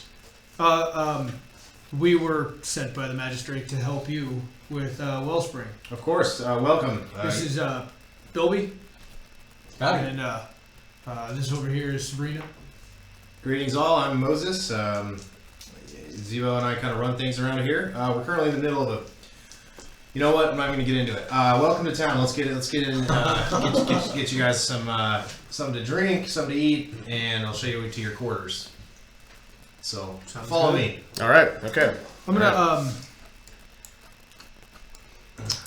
And Dolomite, are you going back to your? I imagine Zebo wants me with him, so if he's going back. Oh yeah. He basically points and just says, "You make yourself into a pile over there or something. Keep an eye on the place." And that's what I do. Yeah. Yeah. There's no way they're getting past this fence. So. I'm gonna give a technology roll Okay. on the security bots. Okay. As you pass them. Yeah, I had a 2, but I have a +1, so it's only a 3. Okay. 3 total. Yeah. It's hard to get a gauge on it. Sure. You use a lot of kind of cast off Zentari tech, so you don't really get to see the premium stuff. But you don't get the sense that these are that. Just so you know. I'm not sure what they are yet, but they're not good. No, they're not. They're not great. Yeah, yeah. You can't even see any visible weaponry, which means they're probably just equipped with some kind of eye laser, which is, well. When they walk by the pile of rocks waves at them. They immediately It's stop just and. Well, no, I mean the new humans. Oh, the humans. Oh, I thought you said the robots. Wow. Yeah. Okay. Oh, careful. Yeah, they went straight. I'm gonna give a streetwise. I'm going to test? quickly just tell you what's going on. I'm just going to say Yeah. that's Dolomite. Bilby, what do you got for skills there? What do you have for branch skills? Specifically? Stealth +2, alertness +2, and tracking +1. Okay. Give me a. Let's see. What What dice do you have in trunk skills? 2 for fieldcraft Uh-huh. and 3 for intuition. Okay. Well, give me an intuition test. 6, 4, 3. Pretty good. Okay. Yeah. You've seen solenoids before on your travels through different hub communities. Yeah. They're a not a dangerous species that you've experienced anyway. Though you know that they're supposedly pretty deadly when hired as mercenaries. Anyway, this one apparently works for Zebo. I'll tell them all that. Yeah, and you tell them this is Dolomite. He keeps us safe around here. She. Excuse me. She keeps us safe around here. Very good. Y'all know. I bet. So I'm gonna curiously peek my head in and see how cleaned up the place got. Not much, not great. I mean, there's Save it first, even. what was that? Maybe there's some like carbon scoring. Yeah, there's some carbon scoring in the ground. One of the tables has been like cut in half, and it's, It just smells like cooked puke now. yeah, it is. Yeah, and And there's like a very acrid smoke that's kind of like hanging in the air in here. It's like Noxious. when my buddy puked in the dryer. I imagine. Right? I imagine that would be. To his credit, he took it apart and cleaned it and put it back together the next day. But nevertheless, yeah. Looked like Puked in your dryer? It was at my dad's house. Oh, yeah. So Fascinating. I will apologize for the state of things in here. I'll say, don't worry though. Your quarters aren't going to be anything like this. They'll be clean. You don't know that. I don't know that. You don't have This any. is not how it normally is here. No, there was a party last night. Yeah, I'm okay with it actually. So I'll take them below to where they're, or where. You haven't been instructed on anything Oh, really? like that. No. Well then, is there? I know the bartender's broken, but could we just fix ourselves? Greetings. It sort of comes over. And, can I pour you a drink? I'm going to strongly suggest to you three that you pour your drinks yourselves. This is not a trustworthy robot. Okay. We're good. Thank you. You can shut off for now. Very well. He slides back on his track and powers down. I'll get out a couple, drinks and food and put it on the table with, Okay. with the least puke near it. Yeah. Try to make you guys feel at home somewhat. Where is Zebo right now? So as far as you know, Zebo is down below. Okay. Yeah, Arlo's going to accept the drinks and just sort of like start moving things into piles, just like with his feet, Oh, you're actually doing work. Yeah. Already. Oh, well. Okay. Do you have a Showing some initiative. broom or a mop or a Maybe. flamethrower? I bet we do. I'll get out the cleaning supply, and I'll tell you what. You know what? Team building exercise. All 4 of us, we're gonna clean this place together after you guys are done eating. Let's. Not before. It's not a problem for you. You've been in worse situations than this. I mean, it's probably a little annoying that they have to clean up after someone else's party, but Yeah. You once survived entirely on alien rattlesnake heads. I mean, it's... so we'll get to work cleaning up. Okay. So, yeah, you guys get to work cleaning up the saloon, and that's just really entertaining stuff. And it happens, you know. Yeah. Let's clean go things into up. a lot of detail. About Let's that. go into let's take it action by action. In fact, let's play it out like a combat. Yeah. We're going around structure, roll initiative. Anyway, you clean up the bar. It takes the better part of a day, and yeah, it's now clean. So. And that feels good to have. Not really. Well, no, it feels good to have a clean bar again. It does have, yeah. This good to have this is your only place you can go. Right. These are just blasted dirt, rock, and sand. Right, it's you either know. cleaning up in here and making it habitable, or going outside. Right, that's a good point. Yeah. So what are the cultists doing outside? Can I see them? Yeah. So you can see they stay about a good 1,000 feet away from the Omnisphere, really. And they're just putting up these big black tents, like multi-canvas tents that are kind of like they were carrying in parts and assembling into one larger whole, which they're blowing in the wind. There's a pretty gusty wind rolling through the bowl here. Oh, I forgot. I asked Dolomite to let me know if you see a staff wagon in Oh, there. right. Well, and what was that? What were you going to do with it? Just if you need to talk to They're me. very Oh yeah, observant, if you needed I will to say. talk, you can signal them. Yeah. Oh yeah. Yeah. What have they given me any direction or I mean I pretty much just open the doors and then they leave me alone or what's the Yeah, I mean that's pretty much they don't let you in on their general dealings. You're kind of like you're given food and drink and credits to spend when you're in hub worlds. And other than that, you're kind of on your own. So right now you're stuck in the wilderness with these people. I don't know what you would really do for entertainment or pass the time. What would a traditional entertainment Pillage? Plays. You know, I mean, Yeah, I see there's Let's a fight. nearby village. yeah. Play- yeah. What's that? Play like You're probably devoted to like Nefertafel and Nine Men's Morris. yeah, both of those. You probably not 9 Minutes Morris, right? That's The British. Yeah. So you're probably into like delving into arcane secrets and stuff, right? I mean, that's, Right. Yeah, Well, you're a wizard, you know. They might fascinate you.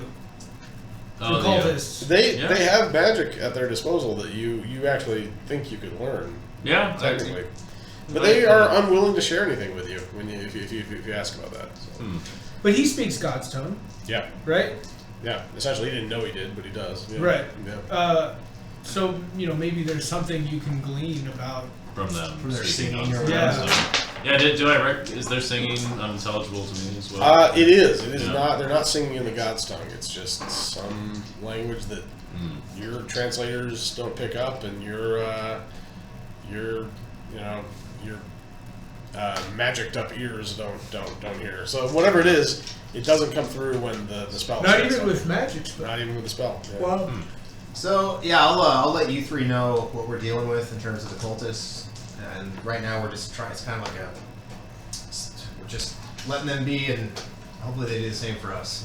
It's kind of our strategy right now. We don't really have a long-term plan yet. Yeah. So there's now a big black tent built beyond the perimeter of the atmosphere. well, I like that's heat. It's gonna be a very hot tent. Yeah, it is. So That's they're not actually true. hoping to house more human refugees here? Yeah, that's our goal.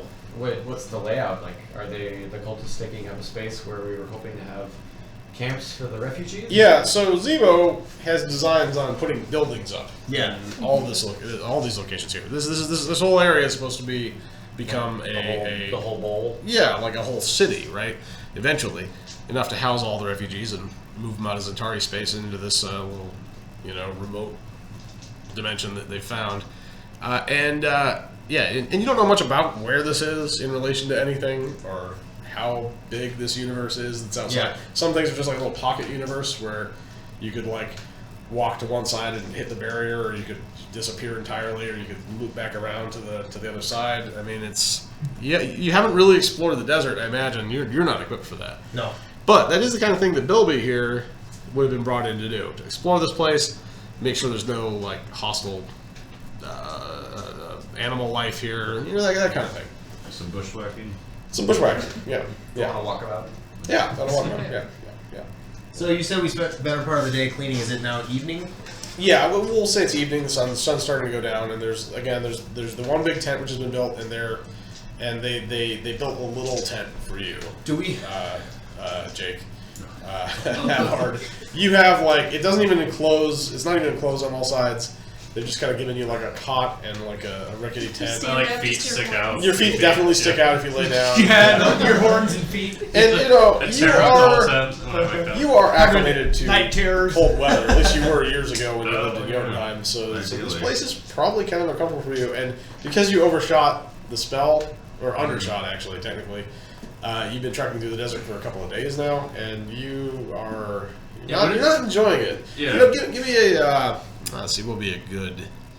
Health. Yeah, health. Give me an agreeableness test. Agreeableness. Yeah. Okay. Pretty agreeable for Jotun. He feels it though, so a 7 to a roll a 10. Yeah, you're cranky. You're super getting cranky. mad. And give me an neuroticism test as well. Okay. What is your neuroticism? 5. 5. Okay. So pretty even. So he goes below neuroticism. Okay, so you're chill. You're like, okay, Yeah. well, you know what though, you don't have to like, you know, fly into a murderous rage yet or anything, but you are. Yeah, right now you have the option of getting a berry. Of course, you have agency to do whatever you like. Yeah, well, they probably didn't discuss much. Like, is this like the end of his contract with them? That Or hasn't is been it- discussed. Yeah, they say. Actually, do you want to bring that up? Yeah, I'll bring it up with them. So, is there another promised land, or is this the last stop? So you talked to Aldrina, probably. Yeah, she's probably she the says, best person. I believe your services here for now are done. We would like to keep you nearby to use your spell service to bring in supplies possibly. Though that's up to you. Well, Soon there will be no need for you at all. that's comforting. I suppose your god will take care of everything. Then. Oh yes, everything. Yeah. Okay. Not gonna let me in on which one he's named. Oh no. No. That's so funny. I think he'll. Yeah. What sort of drinks have they been giving him? Like food I mean, to you drink. drink water. I mean, Water. probably some kind of iron rations that are like just Yeah. protein nutrient bars that are It's mostly sand. yeah, just mostly Sand MREs. based. Yeah. I think he's gonna. It's like a savory power bar kind of. It's in a perfectly rectangular shape. I think he's gonna say. It's like a mild beef bouillon. It's in a perfect little rectangle like the thing from 2001. It's like if you squish together tempeh and beef bouillon, kind of. Yeah, but it's tempeh's a little got too much texture. Like a power bar, it has that kind of that like the kind of nefariously granular aspect to it. Yeah, it's like that. Yeah, So it's metallic if you break it open. It like glitters. It like Sandbar. glints in the sun. So he's gonna, he's gonna say, I hate sand. I'm going to check out this meat hole. Then. Just feel free. I love that you call him meat hall. That's great. That's what he was thinking. That's what I call it. I'll go drink and listen to their scald. Yeah. Well, now that yeah. Yeah, he's kind of a free agent at this point for now. Yeah. He might probably stick around them for a bit, but he really doesn't really know much of where to go in this world. Right, So right. it's kind of a lost lamb. Well, on that note, As you approach, I will slowly stand up and go inside and let you know. Oh. yeah. So And he's gonna, Howard's gonna swing his staff around. So I will come out because it will occur to me that Zebo won't like this guy just on Right. on appearances. Zebo, by the way, has messages up to you and says, I'm raiding the quarters down below. Won't be long. Just keep them occupied up there in the meantime. All right. I'll say, if you guys will excuse me for a moment. I need to go see about something outside. Feel free to make yourselves at home, and Put you just outside. Size-wise. your He quarters will be is done. literally this big. We'll be So ready soon. if Moses That's is good. like a kind of 6 foot tall human. But am I taller? Oh! Compared to you, I believe you're definitely bigger. I mean, like, About the same height. about the same height. You're a little bit taller. Yeah, crystals give with, you with the the edge crystals. on that. Yeah. Because the horns don't give you a lot of advantage because they're swept back like that. They're elegant though. Yeah, you're Yeah. definitely bigger. If you're get sizing up for I'm just like wondering if I look down on them this whole a little bit. Yeah, Just a little bit, yeah, sure. sure. And you can probably posture so that you definitely are looking down on I don't Albert. need to. Are you gonna approach with Moses, or are you gonna wait back here? Okay, no, I'll approach. Okay, cool. Yeah. There we go. I'll So say hello again. You are you're a sorcerer as well. I see you have a golem. You enchanted. I'll say, this is your construct. yeah, I'll say, no, actually, this is Dolomite. She works with us. You're not as puny as other humans. But you look just like them in every other way. Yeah, it could be a hat. I don't know. No, Like, is you have your no- you hat have part no of being idea. a human? I don't Yeah, understand. you're like an alien, but you look just like them. It's like, I don't understand how this Yeah, works. this is weird. You just have a little fold right here. Yeah, right, yeah. Little Facial crystals start creases, yeah. I'll say, have you come to speak for the cultists? No, they've got their own business. They're chanting and whatnot. I just came to get a drink and share your hearth. Sure. You're like Hearth.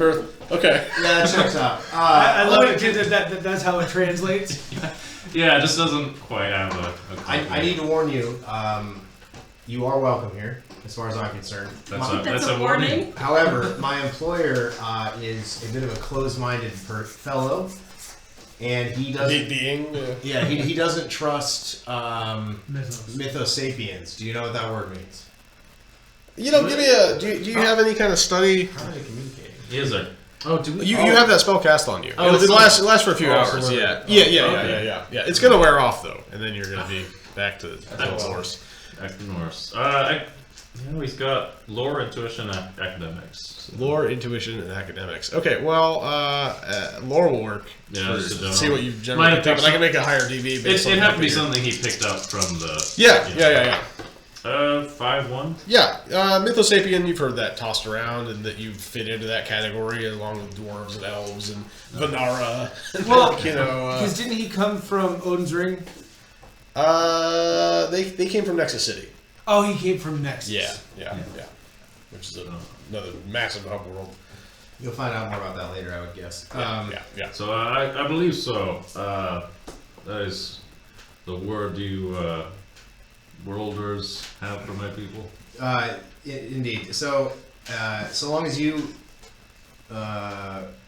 behave in a friendly way, I will see to it that you are not given any trouble by my boss. So you're saying you can come in? Yeah. Okay. All right. Yeah. We gotta work together on this little rock. For it to work.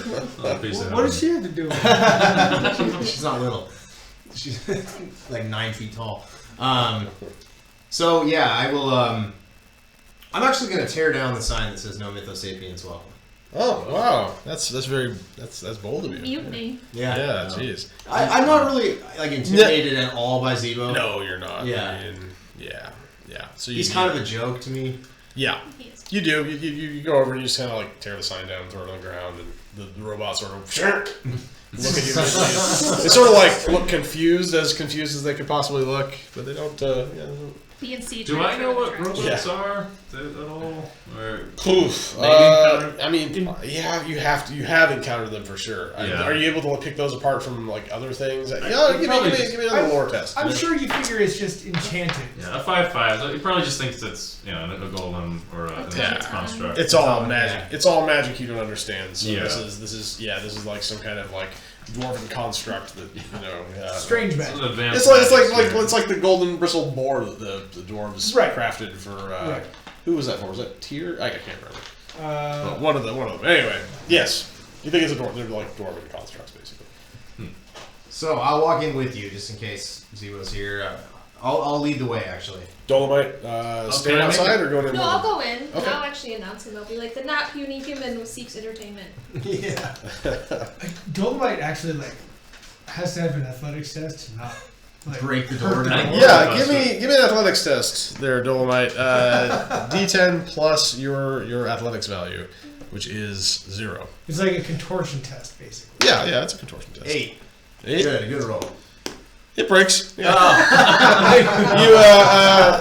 The plastic wood, the faux wood, the plastic sort of like buckles and splits, as you go through, and now it's easier to push open because it's sort of My crystals are sharp. yeah, the whole veneer is just sort of all floppy, and it is hollow inside too. I mean, it's not. She probably it is didn't just even like notice, to be honest. no, you barely just go. All right. Yeah, you busted the shit out of it. And the useless saloon doors are now on the ground. And yeah, the three of you come in, and Arlo, as the three of you, Arlo, Sabrina, and Bilby are now faced with these. Whoa. After traveling all day and cleaning up, I like dinner or drink in bed. Yeah. So I'm gonna say what is your drink of choice? What is your name, by the way? Oh, I'm called Havon. Havard, I'm Moses. Well, welcome to the saloon. I called you Havard. I'm gonna call you Havard now. Oh, I think it's Havard. It is Havard. Is it Havard? Yeah, Havard. But Oh, it is Havard. It's Harvard. We had Harvard. He's Havard educated. Havardi. Except the dill variety. Havard. That's the best Yes. one. I'm gonna ask you what your drink of choice is. Pretty much be mead. but Mead, right. Do they have any? Yeah. I'll say, how about rum? We have rum. We had this other kind of mead. Yeah. We have human mead. Is it Human mead? What? No, I don't know. I'm So- trying No, to- yeah. so long as it's strong? I've had a long day. I'll pour you a cup. Give it to you. Yeah. What do you figure, how much rum would it take to get, An 8-foot tall, Jotun... but built to be. Magical. Yeah. Yeah, because Andre the Giant could drink hundreds of beers and not get a buzz. So Is that right? yeah. Wow. Thanks, and just take the bottle Yeah, and and leave the cup.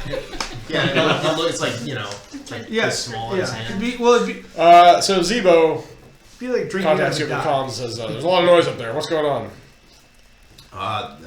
People are eating and drinking and relaxing before night. Oh, I don't like that. You I'll get these rooms ready, but who's in there? Is it just those three from the camp? No, we have a guest from the cultist camp. The tall one. What, the horn guy? No, you didn't let him inside my saloon. I did, Zebo. He came in peace. It was, You are going to get so many demerits for this. all right, man. Okay, we'll talk to you soon. No, listen. Gotta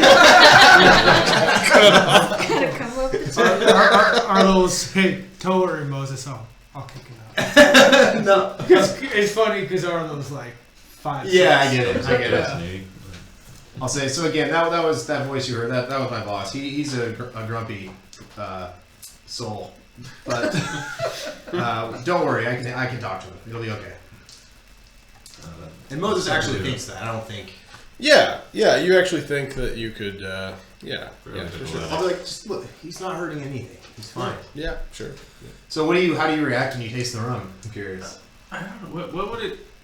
I don't know much about. Mead rum. is sweet, How would right? I compare? Are all mead sweet? Mead is sweet. It's like honey wine. So Essentially. this is not sweet. Yeah. Yeah, no, this is. burns. But Well, how polite are you? You feel uncertainly, so you're Well, not. you're kind of Yeah. cranky. Yeah, would it be like a? Give me a health test. Give me a health. Give me a health thought test. you were Yeah. tall. Yeah, that It's sounds so wasn't great. So 4 on no die.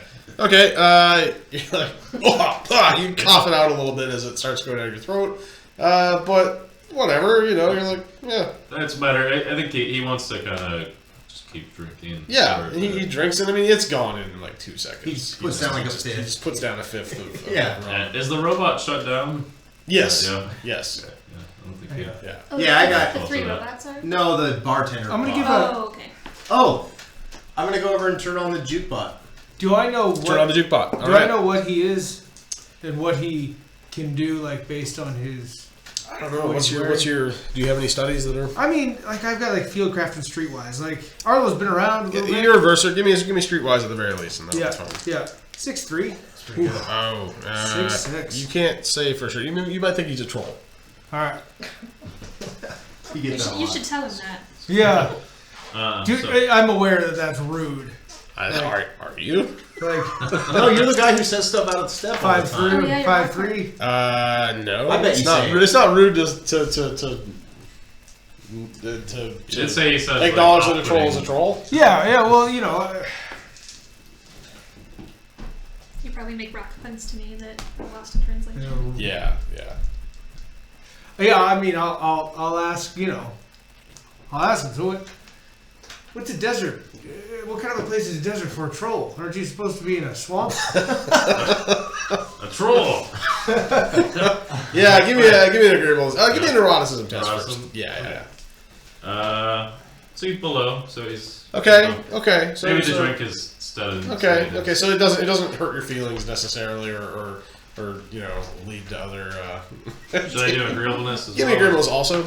And below that too. Actually. Okay. Yeah, so he's- Well, it's up to you how you want to respond. it's Well, you know what? I'll give. I don't have any. Get a savvy? I don't have any dice in wordplay, but I'll give a wordplay test. You can give me a savvy test. Savvy? Yeah, if you have intuition or savvy. intuition, Yeah. Yeah. 6'6". Yeah. Based on his reaction, you're like, oh, we didn't like being called a troll just then. He's He's thinking about taking my head off, but oh you know, shit, big fella. I did not. I meant no offense. I was just trying to start a talk.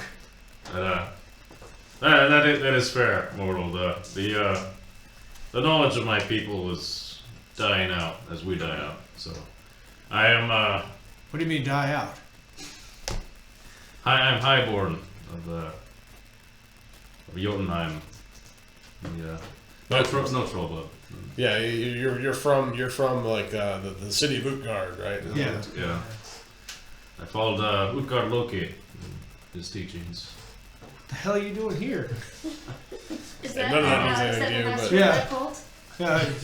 But yeah, it tells you he's a Jotun. You're like, oh, okay, I don't see a lot of Jotun with horns, but that's all right. That's Yeah, that's What do I know? They're all different, you The know. fuck do I care? I'm in the middle of a desert with a giant and a rock. Yeah, right. That's, to be honest, I don't know. I need to. I live millennia by millennia.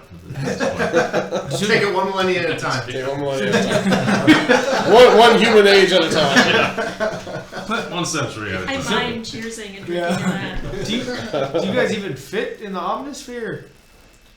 You're like, what's an omnisphere? I don't know. How did I get here? By ship, probably. You can fit in the atmosphere. Yeah. They're really big, right? 6. Yeah, they're really big. Do I know what that is? Lore? You got a 6 on lore? 6'2", yeah. Yeah, you do actually. They're it's a means of travel they use. Some kind of portal. construct that has been built to. Yeah, as far as you know, it's magic. Yeah. And I could fit in it, I suppose. Yeah, you could, but you haven't. I mean, you've Don't portaled need your way that. around, and yeah, it's, I have no need for such constructs. you're a world spanning sorcerer who can. And you came here. You could go anywhere you wanted. And you came here. That's a job's a job. I hear you there. That's why I'm here. I'm gonna Here's to you, Jotun. glance to Sabrina and He Bobby hands just you like- this whole the pitcher he's drinking from. Like, Drink up. okay. Finish this one off. Yeah. So, I'm gonna see. Are you two drinking, eating? I'm drinking. Okay. yeah. Bilby, of course. I mean, you're like, yeah. This is I mean, this is like civilization compared to what you're used to. You know, exploring wildernesses Yeah, and this is the big city. wasteland. This is like, hey, you know, yeah, absolutely, of course. So you two are here, and you're just kind of You biding keep your yourself. your time till you have quarters, and Zebo pops up from the hatch. And he's sort of like just his eyes, and he just sort of like looks around. And then Comes back down. again above that. Do I see him?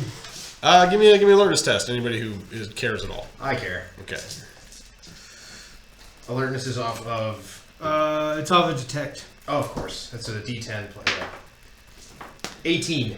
18. You See, see. really? Get a 13. detect number? No, Okay, you just add yeah. a D10 to that, and you get to add 2 more to that because you 10. have. You have a 13. 8. 13? 8. Okay, so anybody who got an 8 or higher, All of us.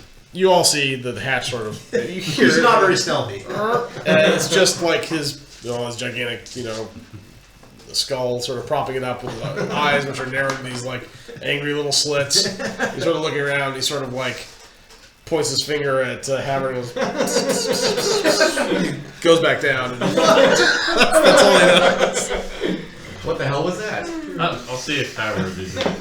Oh, so you saw that too. Yeah. He's, You were just assaulted with mime death rays. You're done? he's a sorcerer. You're a leader. Don't have to worry about a curse later on. No, you're fine. You're fine. Just worried about his presence. Oh yeah. So do I know do we have the supplies we need to start building stuff? Is that already on world? No. So there's not like work we're putting off that we should be doing. Like No. Right now, you're just literally waiting for them to be. Yeah. So you guys can corral. I'm gonna them. call Zebo. Yeah, you call him. What do you want? Those rooms coming along? I don't even know if I should talk to you right now. Passive response. I'm furious with you. Zebo, he's not harming a soul. He's a nice guy. Didn't you read the sign? The sign's gone. What happened to the sign? I took it down. You're like, think of a lie. No, I just said take it down. 2 demerits. That's coming out of your pay. That's fine. That was a very expensive sign. What does demerit mean here? It means like docking your credit. Yeah. Allowance. He controls my pay. He does. And, Yeah. I get demerits all the time. It's okay. And he's quick to remind you that the longer this takes and the more problems we run into, the longer it is before you get to see your family again. Who, by the way, is part of the refugee community, and they like remote video into you every now and then. Yeah. And you check in with them, but it's difficult to get a transmission, so it doesn't happen often. But that's something to think about. It is. I'm just saying. I couldn't stand for. It would have made no sense to Moses to keep this guy out. Even sure. if that's the rules. Because he's not part of this cult necessarily. Yeah. He's just coming in to. I'm gonna ask you. So hey, those people you were traveling with, they're pretty, playing over their cards close to the, whatever that expression is, and What is it? A Christopher Nolan movie? yeah. I'm just curious. What do you know any more about them than they shared? I'm afraid they keep the cards close to their face, as you say. So I did not ask too many questions. How did you come to travel with them? Yeah, they found you in a backwater. Oh no, they found you in Nexus City. Yeah, so I was just kind of Yeah, Deer you've been headlights, told that's so- what the place was called. You were in this giant machine city called Nexus City. Where they found him and sort of helped him along where nobody else could understand him or cared to communicate with him. I got a 3 lore to see if I know what happened to his world. Okay. You don't know. I don't know. So Yeah. never mind. You know that there's a lot I of- don't even bring it up then. You know there's a lot of 9 world refugees, but that's all you know, is that they're all over the place. So he's pretty agreeable, but not very open. So he's I struggled a bit, and they picked me up at a low point. Well, I'm glad we enjoy having you as a guest. So Yeah, well, introduce me to your companions. Sure. If you will. well, these 3 I'm just getting to know. We have Arlo, Bilby, and Sabrina. They're here to help us build this little fledgling colony into a city over time. That's our mission here. Have you started? Yeah. You're looking at all we've done so far. This room. Well, and the rooms downstairs, which you'll all You probably won't, but these three will be given rooms. We're gonna have to figure out what you're gonna do for sleep. I don't know. So the hatch opens up. He says, "You're just gonna let him stay here now?" It's immediately clock and slams. It's like you guys are a married couple already. Kinda is like that. I know, am I right? Well, okay. Yeah, so I guess so. Everyone finished eating. Oh, and I turned on the juice pot. What's it Yeah. playing? Shoegaze. Well, no, you don't know how to find that. It's all like old country right. standards, Yeah. and you don't know where he gets his. Or like, He must have his own collection or something that he. I'm curious how the room reacts to the music, if at all. like Chet Atkins, sort of. Yeah, like Hank Williams, or is that? Yeah. Is that Yeah, he's the standard. Yeah, Yeah. sure. So Well, there you like go. That's Chet's generic. like more sophisticated. No, No, it's like dirty. it's Yeah, okay. yeah. And so you spend the night getting to know each other, and eventually, begrudgingly, Zebo gives you instructions. He doesn't come up except past eye level, but he gives you instructions to take them down below, and you can go wherever the doors aren't locked, and show them, give them quarters. Says, but if you're keeping that bighorned idiot around, I don't want him coming down below. Oh, all right. It's bad enough that he has to stink up the upper quarters. Click. I mean, you might smell like the cultists from being around them. Yeah, You it's might not smell it. bad. He's not stinking it up. He's fine. You might smell like. Although- Probably smells better than the actual bar itself. but- Yeah, the afflicted one. He's pretty sticky. rank. But the other ones are. So if you two will follow me, I'll show you your rooms. Havard, just wait up here. I'll be back. We'll figure out what we're gonna do for you. Okay, just hold tight.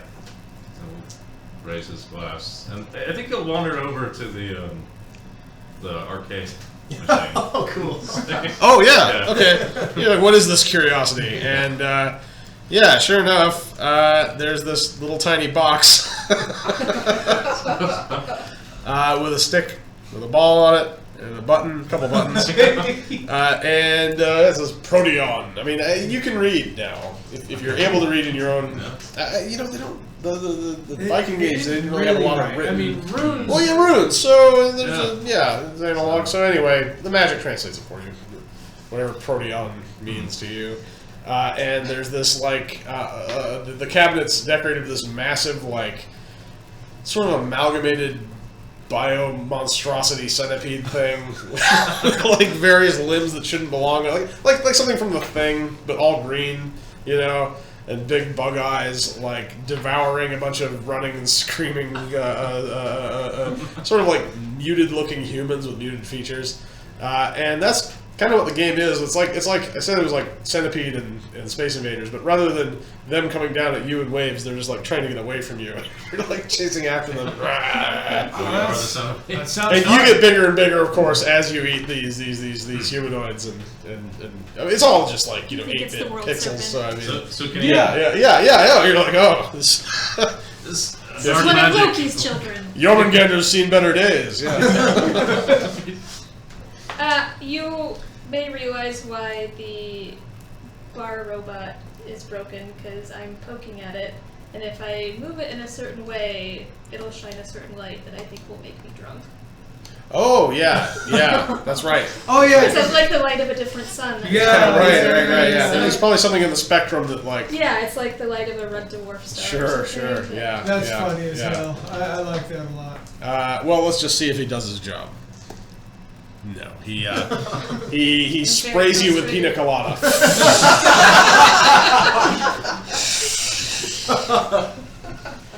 You're like, okay, this is happening right now.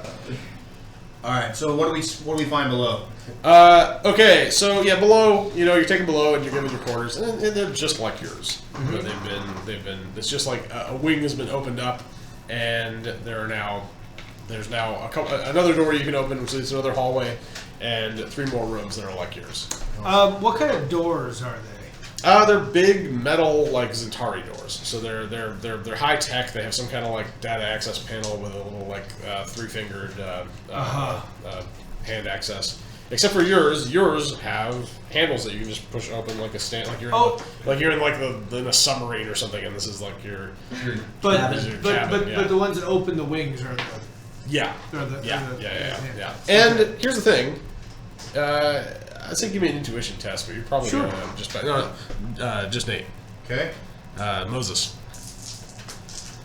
642. Okay, yeah. These doors used to have hand panel access and are now Like until like today. now, and they're Okay. now. So I'll say to them, you'll find a shower, bathroom, bed, everything you might need. Just the locked areas. Zebo is very particular about them. Just please. If you, not that you could really necessarily get past it, but if Yeah. you can, then If only I had somebody who had world door. That's probably why he's not allowed down here. Well, the chargers don't trust magic users. No, I they know. They don't know how they work. It doesn't make sense. Yeah. They don't know what to expect from. Probably in the same way Howard would view any technology, really. It's like, Or at least when you first got here. Yeah. Except that they at least have a concept of what it is. You Right, know, yeah. Oh, okay. So it is this energy source you can access to just reshape reality in specific ways to so That's horrifying. That's horrifying to us and to our empire. Yeah. So I'll basically say, you guys good? Anyone need anything else? No, I'm all right. Okay, so you all settle in, and we've established scene here. I'm gonna head up real quick and just talk to Halbert about what his options are. Yeah. Well, So- what do you want to do with Albert? I'll say- Well, before you go, okay. I'll tell you, look, I'm a little guy. I don't need much. A blanket. Sure, there's a blanket and a pillow, right down there. Yeah. Yeah. Each room has 2 bunks. I mean, he can have my mattress. He can bring that up there if you want. Oh, that's very kind of you. Okay, I will take that. Thank you. Thank you, Arlo. So I'll haul the mattress upstairs and say, this is the best I can do for you, man. And I think It's goes up to your knee. Yeah. I'll compare it to his tent. If you had outside. 2 of them, you could put them lengthwise, back to back to one another, and you could head to foot, and you could kind of sleep like this, and more or You're less. probably used to just sleeping on the ground outside, right? There's soft sand outside. Yeah, actually, that's true. Probably. At night it's going to be crazy cold here, so it actually might be. Might prefer. I Yeah. don't use my mattress as a pillow. How would fold I, it in half. Yeah. compare both of them? I guess my sleeping. I think he's just gonna go for the better sleeping situation. And Yeah. Basically outside on the ground with a pillow mattress or on a cot in a tent that's too small for you. Yeah, and these mattresses, by the way, are made of some kind of durable foam that just reshapes no matter how much you torque it. It's like a wrestling mat. Yeah, except a comfortable mattress. It's Uh-huh. yeah. I think Howard will take you up on that. Okay. That's a gesture of goodwill. Yeah, Zebo is not pleased with you right now. Yeah, this whole scenario. Okay, so cutting away briefly from Pilgrim's Pardon and the whole scenario here at Wellspring, such as it is, we're going to Dominion City, right? So Dominion City is the hub of all Dominion activity, the transdimensional police force that governs the known worlds, at least the ones that they can get under their control. And We it's always say they're good guys-ish. yeah. I mean, they're For stability. They definitely defend people from the really bad guys. they really do. Yeah, I mean, their biggest. Really, their biggest sin is bureaucracy. Yeah, right? yeah. There's this Their biggest needless- defense is being annoying. Right. Going through their process is very taxing. But they take care of a lot of people from a lot of different worlds, and the Dominion City itself is this. Imagine a Blade Runner city that's just entirely artificially constructed in a non natural universe. It's in this little pocket dimension that only the city exists, right? So always dark, except for the artificial light from the buildings. Massive towering structures, mega structures. And we're coming to Z Block, which is a refugee community within Dominion City. I remember this from old. Oh, Yeah, we've been there before, and it's less nasty than it used to be. It used to be like years ago when we were playing in there in what would have been season 4 of our ongoing game. This is season 7. No, technically, but we're jumping in with new characters and all this. So, Z Block has been transformed. A lot of the bureaucracy has passed and moved people to better locations and kind of separated aliens and humans and mythosapiens into their own communities and kind of gotten people safely to housing units. But it's still, it's still not great. You are both there. Mm-hmm. So, we'll say that you two have met. Okay. Why don't we? What's your character name? Avram. And I'm Kyron. Avram is a dwarf and is stuck here in Dominion City. Well, did we talk much about that? Not really. You were on business for some mega corporation. Circle Tech. You're on business for Circle Tech. Right. You're part of their. You work for their bio division, like botany specifically. Mm-hmm. And you were kind of put on hold with a bunch of other Circle Tech employees when the war broke out, right? Because the corporations tend to be more aligned with or completely composed of the separatist state, the free space bursars and people who forge out into the worlds and to make a living. And the Dominion isn't kind to corporate practices generally. They're very much a people first, business later kind of thing. So Circle Tech employees have kind of been detained. They haven't had any reason to imprison you, but you haven't been allowed to travel, and you're waiting for the red tape to get cut so you can make your way back to probably Nexus City. Mm-hmm. Yeah, which is massive hub world where Circle Tech is located and under Dominion control. Currently, yeah, that changed last season. Hasn't always been. That hasn't always been. Yeah, but you're in Dominion City, and you've been put into the Z Block temporarily, and while you've been, do you drink? Yeah. Okay, yeah. So you've been kind of going It's to. It's a dwarf. Yeah, right, of course. You're a dwarf, but because of you're like a biomancer, right? You're a biomage. You care about you like plants better than people, right? Yeah. Essentially, I mean, you don't. Other dwarves don't. Is that weird? I don't think so. I mean, look at looks. Yeah, that's technically true. Yeah, other dwarves don't really respect you. No, they don't. For your general dwarfiness because of that. Because green mages, that's not a dwarf thing, unless you're working specifically with Earth, and that's just the rock and soil, and they might, if they didn't know that you were a plant creature, think that you're some kind of true embodiment of the mineral world, I am. You are. There you go. So okay, the two of you are in a local bar. Just one of the little tucked out of the way services refugees and people who are stuck between world trips, and you're drinking buddies, I guess, essentially. What do you know about one another? There's not a lot to know about me. I'm just a human guy. Mm-hmm.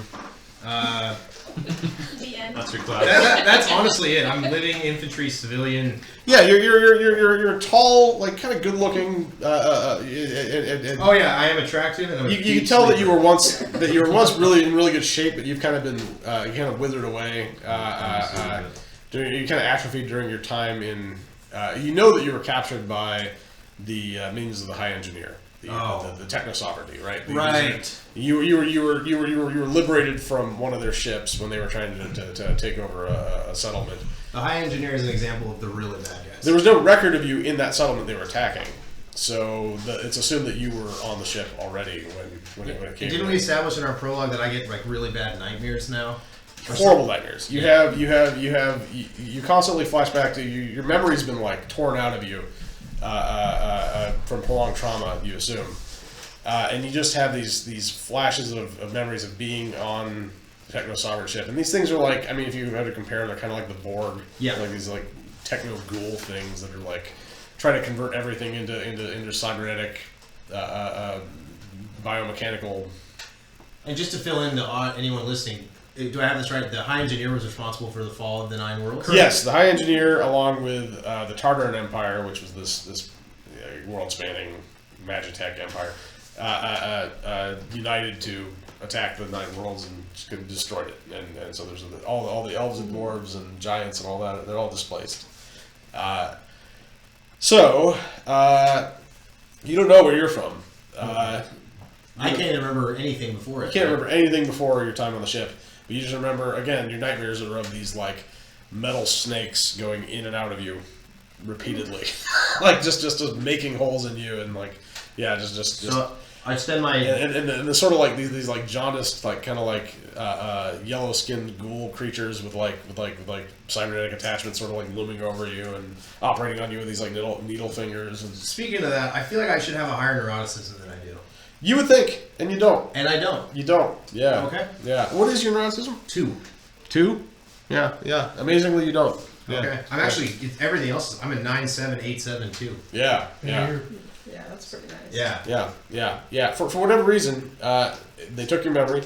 You have these night terrors, but other than that, and you do get flashbacks. Like So just random- you might have like an exception neuroticism when it comes to certain You certain triggers. You might but actually have like a phobia, or yeah, specifically like being operated on. Yeah. Yeah, that specifically is, and that's something that when they try to help you, you turn away needles, you turn away help. The idea of being sedated and put under, like when they describe it to you and tell you what they're Never doing. again. No. Never again. So you've been seeking. They've assigned you a social worker that works at the Dominion, and she kind of oversees your case. Yes. Is my doctor character from season 4 still working Z Block? I don't know. Good. Yeah. Sure. Furman, Dr. Yeah. Furman. Yeah, we should make him again. Yeah, that'd be great. Yeah. Okay. Let's do that next week. We'll bring him in. Yeah. Cool. So the state of the Dominion.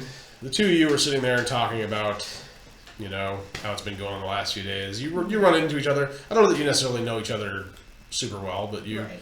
But you feel comfortable with this dwarf, and you talk to them, and the two of you have kind of shared some time at the tables, Auburn. and you're Kieran. You go by Kieran. Yeah. And why don't you describe your character a bit? He's pretty short. Oh, let's get the miniature up here, because this is our other player character, Avram, who is not with the others yet, but. Yep. Oh my god. Come on. Okay. Avram, yes. So there you go. Goggles. Kind of decked out with Verser mix of like Verser gear and what you might see a traveling dwarf wearing. Right. Backpack and and you carry like an oaken staff. It's sort of like it's probably like living wood. Honestly, Yeah. it probably is like Kind of thin for a green in dwarf. places. Yeah, a little lean for a dwarf. Yeah, for sure. He's a hippie of the dwarf world. Yeah. But look at that. You still carry an axe. You're not that undwarfish. I'm not that. Is he surly like a dwarf? What do you want to describe your ocean, or would you rather keep that secret? My ocean is 54433. 5, 4, 4, 3, 3. pretty So even. 5 openness, 4 conscientiousness, and extroversion. Okay, so yeah, Three agreeable and stuff. Yeah. Kind of. Yeah. A little surly. Yeah. So I need you to give me a intuition test. 6'2". Okay, so in talking with Kieran here, you've picked up an accent. You guys speak through translators, Right. but because you just assume that whoever you meet, you're just gonna have your translator on Right. at all times. But you have actually been able to give me an alertness test. Do you have Alertness or detect? Just detect then. Ooh. 15. Okay, so this is like part of being a multi-universal cosmopolitan character like you. You've learned to adapt to the fact that you listen to a translator. There's usually a delayed or overlapping speech going on, and it all kind of gets lost and garbled, and you really focus on just picking up what you're wanting to hear, right? And it is based on a radius. Like you can set it so it's not picking up everybody at all times and just giving you feedback, and it's kind of semi-directional. It adapts. It's like a smart system, and you see you hear a familiar accent in Kieran that's maybe regional, but it's up to you if you bring that up. I'll leave it alone for now. Okay, but you kind of put that away. Yeah. Okay. Yeah. So when do we see each other? Like when I'm like waiting to meet with my social worker? Or? Yeah. And you're Okay. probably on your way there now, or actually you probably got done with the session just Okay. now, and she's really nice. You know, she's very like kind and takes her time with you and very much just says whatever you need. We'll the Dominion's put me in charge of your case, and we'll make sure that we find where you come from if we can. If we can't, we'll settle you somewhere you're comfortable. Okay. And I mean, what do you feel like drives you the most?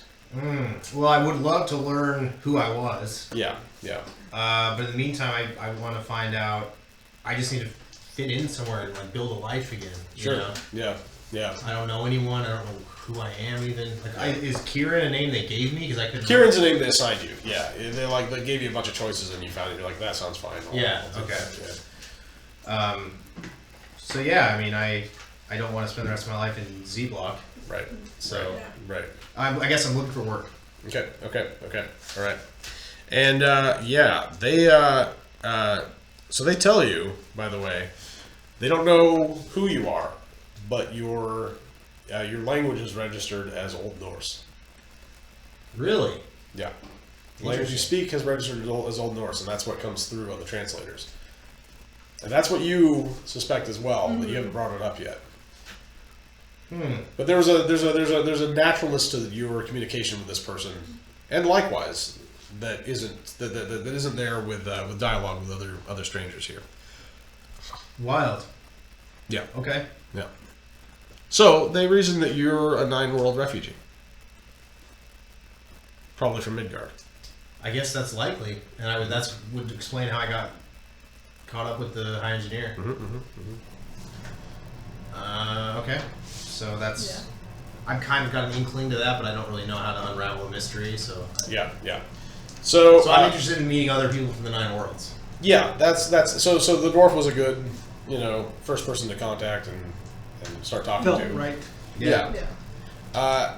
There are you've heard of a subgroup of like kind of a gang, right? Which are the what are these guys called again?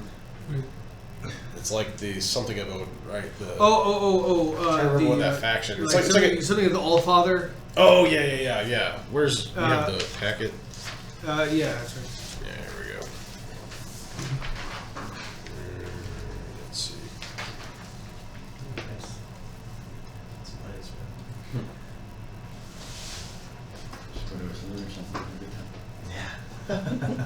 What did I? Yeah, no, there's something of the Allfather. Oh, here it is. House of the Allfather. Yeah. So it's a sort of religious, semi-religious gang of like just big burly Viking dudes that are like running around in the streets and kind of causing trouble. Can I join? And you. I don't know. Are you interested in tracking those guys down? Is that part of what you'd want? Do I think they're from the 9 worlds? Oh yeah, Then definitely. But they're hard to get to. And you've actually encountered them and like tried to start a dialogue with them, but they usually kind of muscle you away and kind of the threat of violence. You haven't been successful. I don't have any money to offer them or anything. No, so, no. Yeah. So let's talk about what's going on in Dominion City. You are. You're both part of a Mythosapien general subgroup, right? Yeah. You're magical beings. You both have a magical being trait. You're created by magic rather than being born in a natural sense. That, like, you know, I mean, it's, you were still born. You lived. You could have caught a disease, but it's all magical based. And according to some people, it only happens because people dream it up and created you and created the worlds that created you. And so you're, you know, there's a growing debate about why are we like allocating these resources to what are essentially like chimeric phantoms, right? Just these constructs from our own imagination that are now taking up space and resources where true natural beings should be existing and should be taken care of.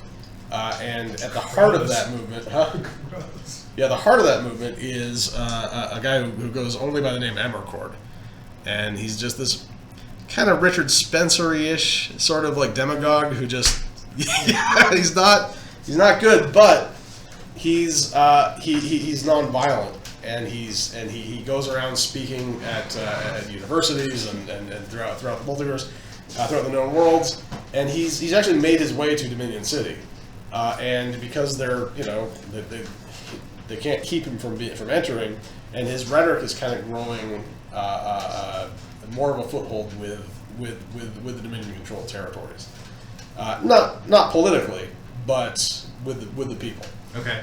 So there are, like, it is getting more and more dangerous for any kind of mythosapien, like people from any kind of mythology that are now, you know, part of these refugee communities are starting to be a little bit in danger. I mean, it's not so bad that like you see it all the time, but There's a climate. There's a climate, Yeah. and it's growing. Yeah, absolutely.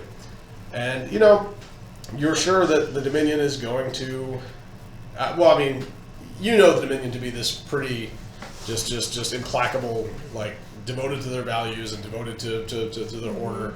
You don't see any way that could possibly change. Right. But there is this Groundswell. vibe, this groundswell happening, yeah. And it's been worse since a large portion of the United Separatist Union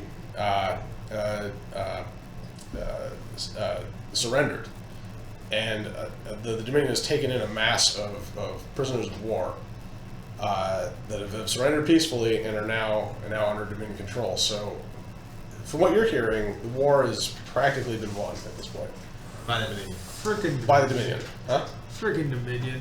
Yeah, well, you know, but it's kind of weird because they just sort of. Wait, we can go to war, but you've got to fill out these pages first, and you know we're just gonna like subvert your resources while we send you through this rigmarole. People are wondering exactly why. Like the Separatists were doing fine. They were fighting back. They were keeping their territories, and then all of a sudden they just surrendered en masse. Not the entirety, because they're not really as unified as say the Dominion is. Yeah. But yeah, a huge portion of them have basically just laid down their arms and said they're surrendering to Dominion rule. And yeah, so that's what's happening now. And they're bringing them all here. No, they're kind of taken to prisons all throughout the Dominion, but there's a ton of them coming here Okay. to Dominion City. Like their prison facilities are, you know, overworked at this point, or overpopulated at this point. So they're doing everything they can to accommodate these people. Okay. Yeah. Okay. And the two of you are Leaving. sitting in your bar drinking. Yeah. Yeah. Yeah. What's the guy's name? The Emmercord. Amercord. How do you spell that, please? Amorcord. Like the Fellini movie. Okay, so we're sitting here in the bar, and I'll say, man, fuck this Amercord guy, huh? I know, right? When do we know how imminent his arrival? He's here now. He's here in Dominion City. He just arrived in Dominion City to speak to the population. Yeah. And does he have a big public press conference? Or Yeah, he has a speaking arrangement with like a local university to kind of like. He strikes me as like almost like Sparrow-like in vibe. GOT. Oh, Littlefinger. No. the High Sparrow? Yeah. He's not religious. He's just sort of he's a social philosopher, right? Is what you would classify this guy as, Yeah. right? Like he has ideas about like natural born humans and you know, aliens too. Let me measure your head. Should be taken care of before we need to. We're facing a resource crisis, and we're facing, you know, possible extinction because of war and because the Dominion won't. White genocide. Basically, the Dominion won't allow us to forge out into new worlds to gather resources, and they're giving all this space and attention and resources to things that we created in our dreams, things that are that Well, only bless his exist heart. only exist because we created them, and because of the magical energies out in the multiverse, they came to life and are now like yeah, exactly. Which is you and apparently you yeah. So I'll say to you, like, you know, part of me wants to go to the fucking rally and just see it, like, just to see, like, look our enemies in the face, so to speak. But I don't think it'd be safe. We probably don't want to go. Most likely it won't be safe. Yeah, it's gonna be a rowdy crowd of idiots, basically. Pretty much. So, oh, by the way, I need to. Where does one go to find paying work around here? You're provided for. You're actually given a you're given a sort of like welfare to just cover your expenses. You can go work though. I feel like I need something to fill the day. What do you do for work? I work for Circle Tech. Yeah, and you do get funds that are wired through to, like, they take care of their people that are here. Right. So you get a little bit of extra spending money. I mean, the Dominion gives everything you need, but not necessarily everything that Does Kieran have any like you want. reputations yet? No. No, probably +1 Dominion, but that's probably. Probably. Well, I don't know I mean, we keep drinking. I don't know what to do, really. Yeah. I mean, you drink away. Give me a health test, both of you. 6. 4-3. 4-3. Okay, you get a nice buzz on. You actually like, yeah, this is this is a proper establishment, and it just doesn't really hit you. I mean, you know, you try and try, but just, yeah, it just doesn't. You have a really hard time getting drunk. Okay. And you end up leaving. You're like, I've spent my credits, and it's not quite enough to get me there. And yeah, you guys comes to closing time, and you're shuffled out of there. Yep. And there's Last call. give me an alertness test, both of you. Oh yeah, that's 13. off to tech. 10. Yeah. 12, 14. There's a woman wearing a long red, like, cape, kind of cloak with a hood up, who's been sitting across the bar and wearing, like, sort of reinforced clothing, but sort of rough looking, like a frontier verser or something. And she's been she's got like a holster for a pistol at her side, but no gun. You're not really allowed to carry weapons around in here. And she's been kind of keeping an eye on you from the back, and you feel like you've been watched the whole time you're here. Kind of watch out for her. Let's get out of here. Yeah. You get a vibe. Give me a savvy test, actually. And that's off of Intuition. yes. Okay. I don't have savvy, but I have intuition. So it's a 5-1. 5-4 intuition. Okay. Yeah. You creeped out. Yeah. Yeah, and you leave, and you think that she might be following you. She leaves after you, and as soon as you start getting down the block, and it's like it's raining pretty heavily, but you see her sort of like walk out and start lighting up a cigarette. I'm gonna do an agreeableness test. I went way under. What does that mean again? Agreeableness? Yeah, It means I'm either gonna confront it means her. that you're agreeable. Okay, no, I don't. Okay. All right. I confront her. Okay. Okay, yeah. I go, hey, and stick my cigarette out You, of her mouth. you I go, start "Why are walking you up, following me?" and she starts to slip away around the building. Do you want to pursue? Yeah, I'll Okay. pursue. Okay. I'll come with you guys. All right. Give me an alertness test. 16. 16. 11. She's gone. You get around the side of the building, and there's just an alleyway full of old mechanical parts and garbage, and You don't know where she went, but she's not there. And you hear a heavily modified voice say, "You two, stay where you are." And a bunch of like men in long, dark, sort of like ponchos with gas masks and hoods up, thick gloves, or like bolstered with this kind of like impact armor on their forearms. I think We're they're going to give you outgunned. the dip. Three of them kind of come in from all directions behind you. Say, who are you guys supposed to be? Say, more importantly, we want to know who you are. And one of them raises up this sort of like tricorder looking device and starts kind of running it past you. Like scanning us? Almost? Yeah, scanning you. Say, yeah, all you had to do is ask, man. They're both mythos. And puts it away. And the other two whip out like electric batons. I don't even have a weapon. Yeah, and they're about to attack you from the looks of things. But we'll have to cut off there for tonight. Okay. So, two of you have been followed and are now being attacked by Yeah. ponchoed, gas masked Probably anonymous freaking assailants. hammer cord fans. Probably, Right? maybe, Yeah. yeah. So we'll go ahead and cut off there till next week at 7. And we didn't do introductions. I'm Arian, Dutch Mogul, Croft. I'm the game master. I'm Kess. Jake? Ashley. Zach? I'm Nate. Jeremy. Okay, and this has been our first live stream.